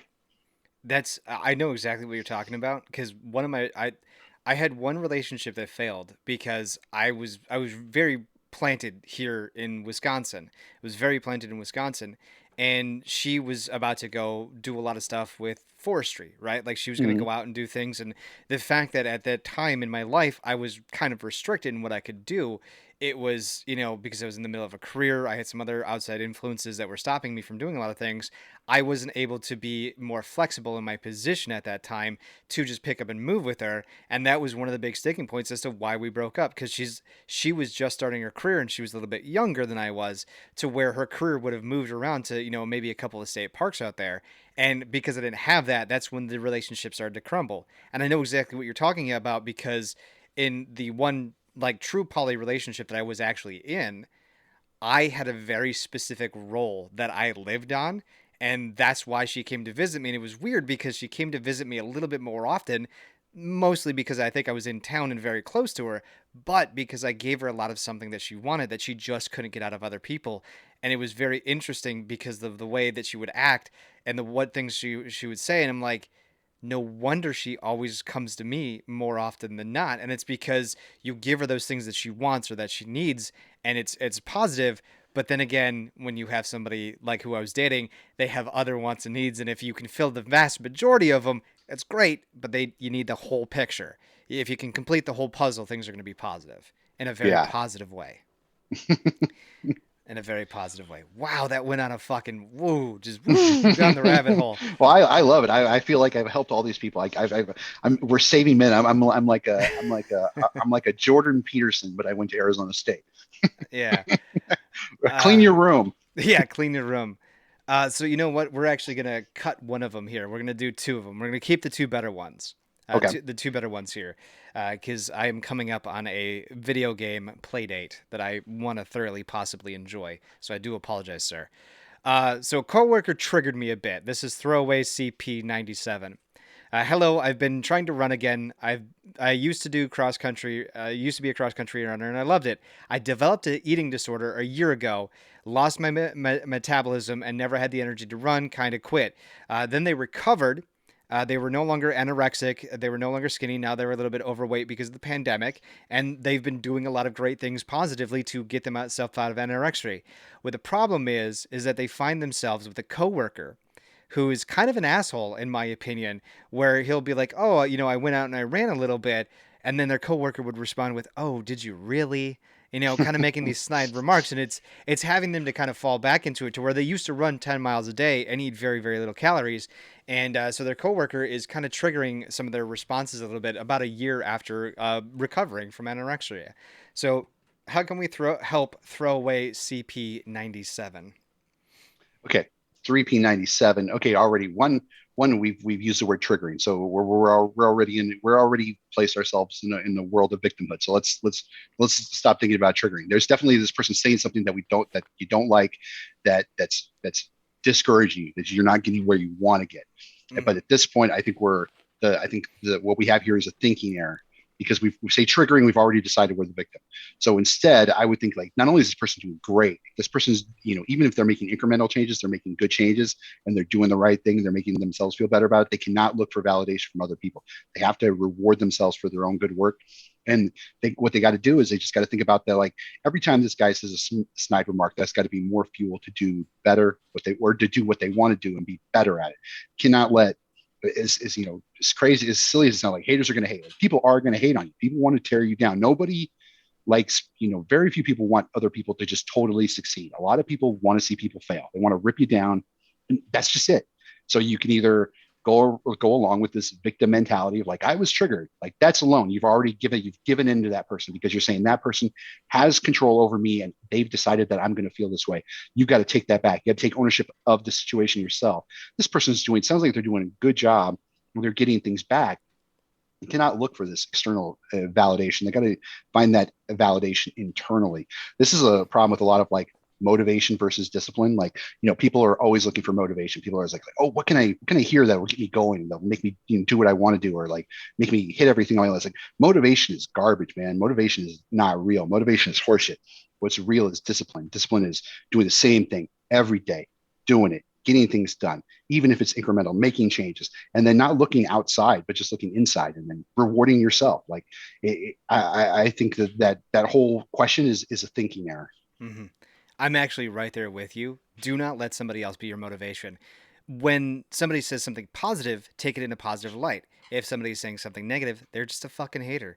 Like, I remember when I first started working at the cheese factory, I was like 260, 270 something. I was a big boy, and I'm like down to 200 now. And I've been able to keep that off because I go for walks on my breaks, and I'm not eating as much as I used to, because now I'm just sitting in my fat ass in this chair, and I don't do much. But kind of what they were saying here is they were bettering themselves. They're seeing the small incremental changes that they were seeing, because, like I said, they were getting healthier. But that's what you have to go off of. Live off of what you're living off of. Because I remember I went back to visit my mom after I'd lost all that weight at the cheese factory, and it was funny because she hadn't mentioned anything. She mentioned when I was bigger, but then I came back and she didn't really mention anything. And she was like, even, oh, you could stand to lose a little weight, Jared. And I'm like, yeah, I lost like 60 pounds, Mom. I lost like 50, 60 pounds. Like, I'm in really good shape now. And, she's like, yeah, you could still lose a little, but I had exceeded, and I had gone back to when I was like in the military, and I was like, this is the shit. I'm back. And I really regret that. And you're right, motivation is shit. I get motivated to go for runs all the time, but then I'm like, yeah, no. So continue to see the success that you are having right now and continue to live off of that. When he says, did you really? Ask him when the last time his dumbass went for a run. Ask him when the last time it was that he lifted a 50-pound kettlebell bar 10 times over his head and succeeded at 10 reps like you said you were going to do that day, just to kind of get to a goal to where you could still lose the small amounts of weight healthily, like you're supposed to be doing, to continue yourself healthy. He is a piece of shit, but guess what? You're fucking rise above that shit. continue to do what you're doing and love yourself for who you are, no matter what you are, because you beat anorexia and you've survived a pandemic as well too with it. So I think in and of itself, you've won throwaway CP97. Definitely, definitely. I mean, yeah, just it's it's all just you can't be focused on what people are always never want to give you credit for things that you do right. You got to reward yourself. Like you can't be, and people who are going to shit on other people, like not in a joking fashion, but like legitimately want to make somebody feel bad for doing something better. Like Yeah. these people are insecure. There's something that's hurting in him. So you're either going to let his hurt control you or you're going to control yourself. One of the two. Like something's going to win. Just remember, you're making him feel like an absolute piece of shit, and that's a win in my books. Oh yeah, he's going like, oh man, I wish I would have ran. I wish I could get them get up and get going. Like, yeah, that person's doing good. Yeah. All right, final one here. We're gonna wrap it all up here. So C Rice 1141 says, "How to tell my friend he made me feel uncomfortable." So my mom's got a mutual friend who's 37 and a male, and I am 21-year-old female. So we've both known each other for years. He was a mutual friend of my mom's that she had brought to help us move. Let's just call him James. He has a flirtatious personality, so whenever he's flirted with me, he flirts with my mom, he flirts with anybody regardless of their gender. Now, I never really took it serious because of that. I would also throw back some playful banter just for fun. Now I feel like I've made a mistake. James and I would send each other videos, sticking out our tongue, blowing kisses, just silly dumb memes and stuff like that too, being very flirtatious over text. For a while now, James has been asking that I should get Snapchat again. So I downloaded Snapchat, we started sending some photos, and then he sends me a short, full-length video of himself in the complete nude, saying, "Whoops, don't save that in the chat, lol." But this, of course, made me feel really uncomfortable. I haven't said anything yet. Now I'm worried that I've been sending him the wrong message. What do I do?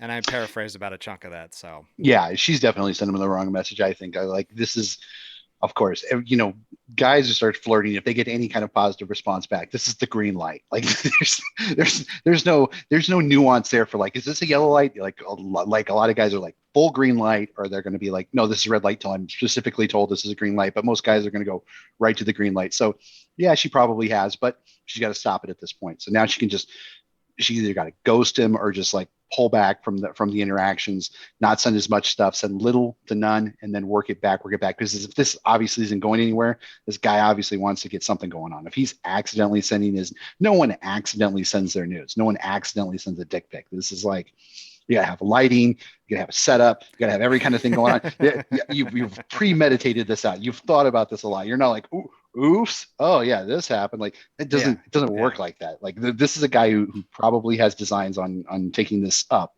He's probably waiting for a video on the way back. So yeah, she's got to nip it in the bud before it goes any further than what she wants.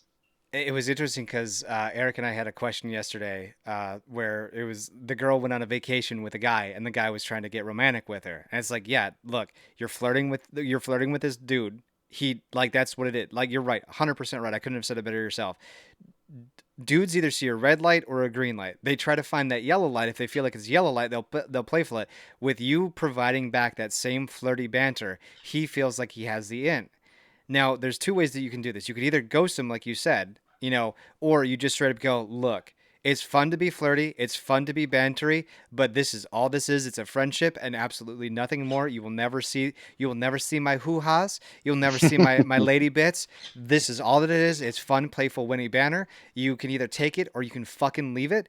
And then if he's like, well, and then just ghost his ass, or just be like, anytime he sends you a serve his way, just politely decline it once or twice, but then just stop responding to it. Like you've told him once or twice. Like it's weird because anytime a woman says no on something, we're taught now in today's society that as soon as she says no, you take that as an immediate no. And that goes with the red light, green light. She needs to just immediately throw out, look, this is fun, this is cute, but this goes out you cross the line. And if he doesn't get it, tell your mom. She'll probably set him straight and block him. I guarantee that'll be kind of fun. One and only time I tell somebody to tattletale on somebody. It's tough because that's one of those ones where like if you're that guy, you probably think things are going right. You're probably thinking like, oh, okay, everything is going right. Like this is the next move. This is the move. This is my move. This is the first this is the first real salvo, and now we'll see what comes back. And like, yeah, I know what the guy's thinking. He's thinking like, Yeah. this is all worked according to plan. I threw out these lines, she threw it back to me. Now we're bantering. Now we're doing this. I told her to download that. Now we're like, this is like when you're chatting with a girl and she's like, hey, Mhm. do you do kick? And I'm like, I don't know what fuck kick is. I gotta go Google what kick is. Now we're doing kick. Now we're trading messages. Da, da, da, da. Now you're thinking like, okay, this is going. This is cooking. Now we got something going on. This is going. This is going. But if it's not, if this girl has no interest in this dude whatsoever, then yeah, she's just gotta. In my mind, she's just gotta kill it.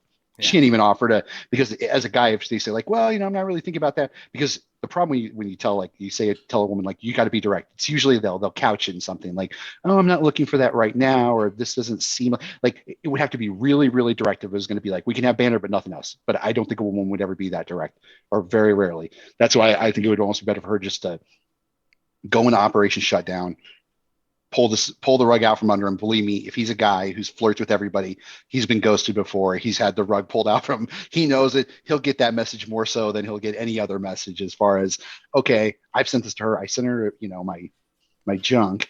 I sent her the equipment, and now I've gotten nothing back. So yeah, Yeah. this is not going the way I hoped it would. I bet he's anything like my buddy, my buddy Ricky. The guy in the military I was telling you about, the caveman guy.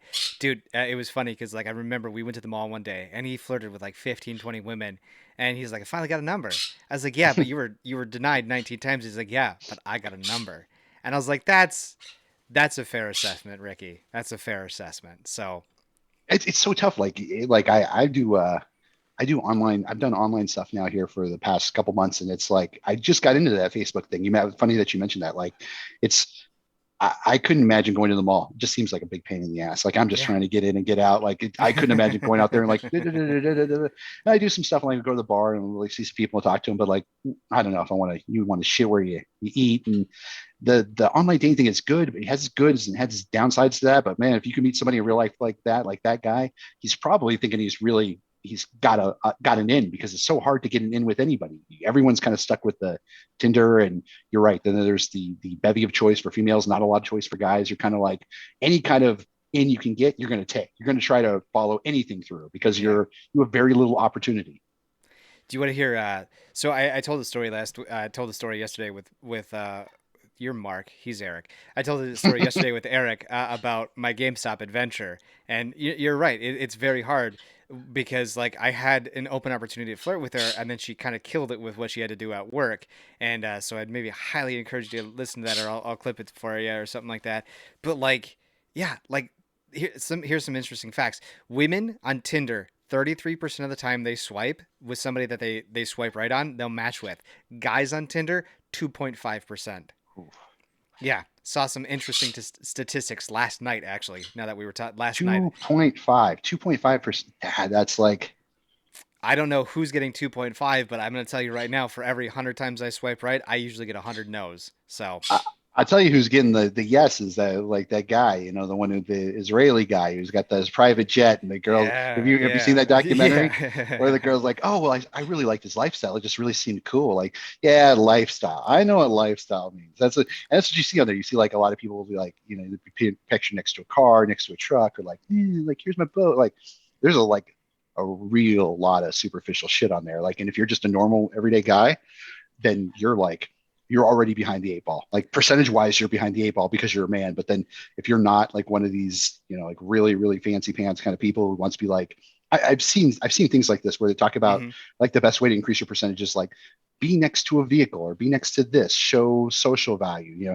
Like there's all these kind of theories, because when you only have a success rate of 2.5, you start turning to the most ridiculous, most like crazy people to try to increase your success. So that's when you Yeah. start reaching out to the TRP people, and they're like, hey man, you need to lift and you need to get a picture in front of like a really nice car. Like, you get into this really, really dark areas, because when you only have a 2.5 success rate, you're willing to turn to people who may not necessarily be the best people in the world, to try to help you build value or help you build implied value. Listen, ladies, I don't want to brag, but I have a 2080 Super, a mic, and dual monitors. I don't know about you, but I'm pretty well. Yeah, I'm doing pretty good. You got Like, the dual monitor. Well, uh, One's I have a curved, ladies. By the way, it's curved. Oh shit, there's some women out there getting seriously wet right now. Oh, Let me throw out there. I own a Volkswagen Jetta, so if you're ready to just throw that thing my way, then please I've got a find me.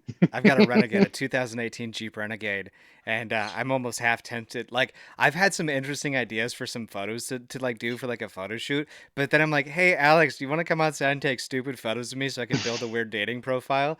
Like, I feel like I feel like I have some great ideas that could work, but then like that motivation is bullshit, like you said, and then I'm like, I gotta actually do this now, and so. And you're right, because like that 2.5, even if I could get it to like a 5% swipe percentage, where like I'm doing that like really positive, like really cool, different niche things, I'm like for 5%, I'm like that like it seems like better than what I'm at right now, but even to me, I'm like, ah, and You see should now do that one. You should be doing one next to the vehicle, like all the standard ones, like, and then you could be holding a dog, and then you just, the other thing could be like, it's not really my yeah, dog. it's not And really you my could be next dog. to a car. This is not really my car. You're next to a boat, like making it the most completely absurd. Like there's something funny there. Yeah. There's some material to be mined there. I think some girl might be swiping through there, might be like, what the fuck is that with like? I think it might get somebody who would be a little bit more cool, or maybe someone who maybe gets it a little more than just a typical woman who's just kind of swiping through there. I think that would appeal to the right kind of girl, depending who you're looking for. Unless you're looking for just like a quick fuck, then I'm looking for keep long doing what you're term. doing. No, I'm Yeah, looking for then long term. see, I There's think that would nothing appeal. quick. There's nothing quick about Jared here. It is it's either I'm gonna go for long term, or they look at me and they're like, he looks like a long term guy. I don't want that. So, you know. He Ah, looks like a long-term guy. yeah. Oh my god, I Yeah. love that. Yeah. I love that. That's That I've gotten that feedback way too much. It's like, you're a really good long term boyfriend. I was like, thank you. now that's a good stand-up premise right off the bat. Women look at me and they go, You're a long-term dating prospect. I don't think I'm ready for that." Right off the bat, they're like, "No, no." That's like I used to have this joke about this a woman called me a date rapist, and I was like, "Whoa." She goes, "You look like a date rapist." I go, "Well, that's kind of good. That's kind of good, right? Because a date rapist can at least get a date, right? And then Yeah. he gets to the rape. He doesn't just go around the park and rape Oh, people. that's He so he bad. gets the date first. So it must be that's kind of good." My buddy was like, "No, you don't want to be called that at all. No, no, Don't. sir." That's not a good joke to go on there with Eric or Mark. That's not a good joke. That's not a good joke. Just saying. But I love that idea. She looks at you and she goes, "Yeah, you're a long term guy. Sorry, no." It's great because like I pretended to be what was it? I pretended to be a woman on a dating profile once because I was like, what is my competition? And it was so funny because I would see women's profiles and like if you're holding a dead animal in your photo, it's an instant no for me. And I kept getting all these women with like little things in their profile. And I was like, what is my fucking competition? So I legit went on as a woman and I was swiping for guys and I'm like, dead fish, dead fish, dead fish. Oh, dead buck, dead fish, buck, fish, fish, fish. I'm like, wow. And and my main profile is just kind of me, like, what's up? Like I do a full body shot. I'm like, this is just me. This is what you're getting yourself into. And I've got one with me in a disc. And I'm like, I'm a disc golfer. But like, I was looking at it, and like, women would be like, I swiped right on you because you were one of like 1,000 profiles that didn't have a dead animal. I was like, I've got a live animal in my photo. Does that help? You know? Are we sure this is not a Wisconsin thing? Is this like when you travel around the city or when you travel around the state, there are just people holding dead fish and dead animals? Like, look at this. Yeah. I mean, Look I at was this just fish. I'd drive to work and I'd see a guy like, let's take a photo with me and my bass that I just caught. And it's Here we go. like, Yeah, yeah. yeah, yeah, check it out. I caught this bass by the just yeah. No, it is a very very Midwest thing, like Midwest. Like if you were at all sort of kind of near the country or something like that, it is country bumpkin for life, son. You're like, look at this walleye. I'm gonna get so much pussy, man. Look at this fucker. Took down a 20, not to brag, ladies, but he's a 12-point buck. Yeah, hey, and it's like, Oh, oh my god, it's like I see those women that like got the camo face paint on. I'm like, those are the bitches that you're pulling, you know. So, but yeah, man. Mark, oh my god, it was an absolute pleasure. I got to do it. So I do a monthly thing with Eric. I don't know if you're interested in maybe doing kind of something similar where, once a month or something like that, I invite you on because that'd be really nice. Dude, I love, we didn't touch it all on the comedy like I wanted to. We okay. hit a lot of other great points that I thought were hilarious. But dude, this was absolutely awesome, man. I loved it. I'm definitely gonna invite you back on, man. I appreciate it. Appreciate Definitely, it. yeah. Invite me anytime, man. I love to do it. I love to get spots, and I got one other spot I did this morning that was just we did talk minor league baseball, so we didn't even get off to anything off topic. So I was like, I'm hoping we get off to. I'm glad I was like, I thought I was gonna have to talk sports today, but I talked nothing but sports this morning. So this one was great. This is really great. Well, like I told you to begin with, I thought you were like being really sarcastic because it was like I don't have a float, and you're like, oh cool. I thought you were like, oh cool, this is gonna suck. But that's kind of what I thought you were saying. But yeah, I find something that I'm interested in, and I'm like, that's the direction we go in for a little bit. So I'm glad I could bring chaos to your afternoon, good sir. Nice. I loved it, man. I loved it. Yeah, I'll be back anytime. So where can everybody find you? Everybody can find me at evilmark.com. You can also get the podcast. The podcast is called The Evil Mark Show. We're on Tuesdays and Thursdays. Thursdays with a friend of the show, Eric. Great show. It's a sports show, so we mostly talk about sports.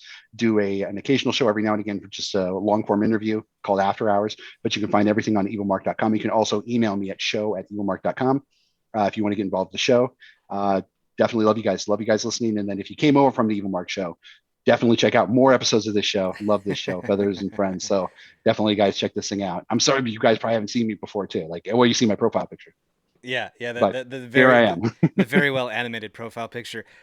When does the newsletter come out? Because I don't know if I've gotten the most recent one. How often does that come out?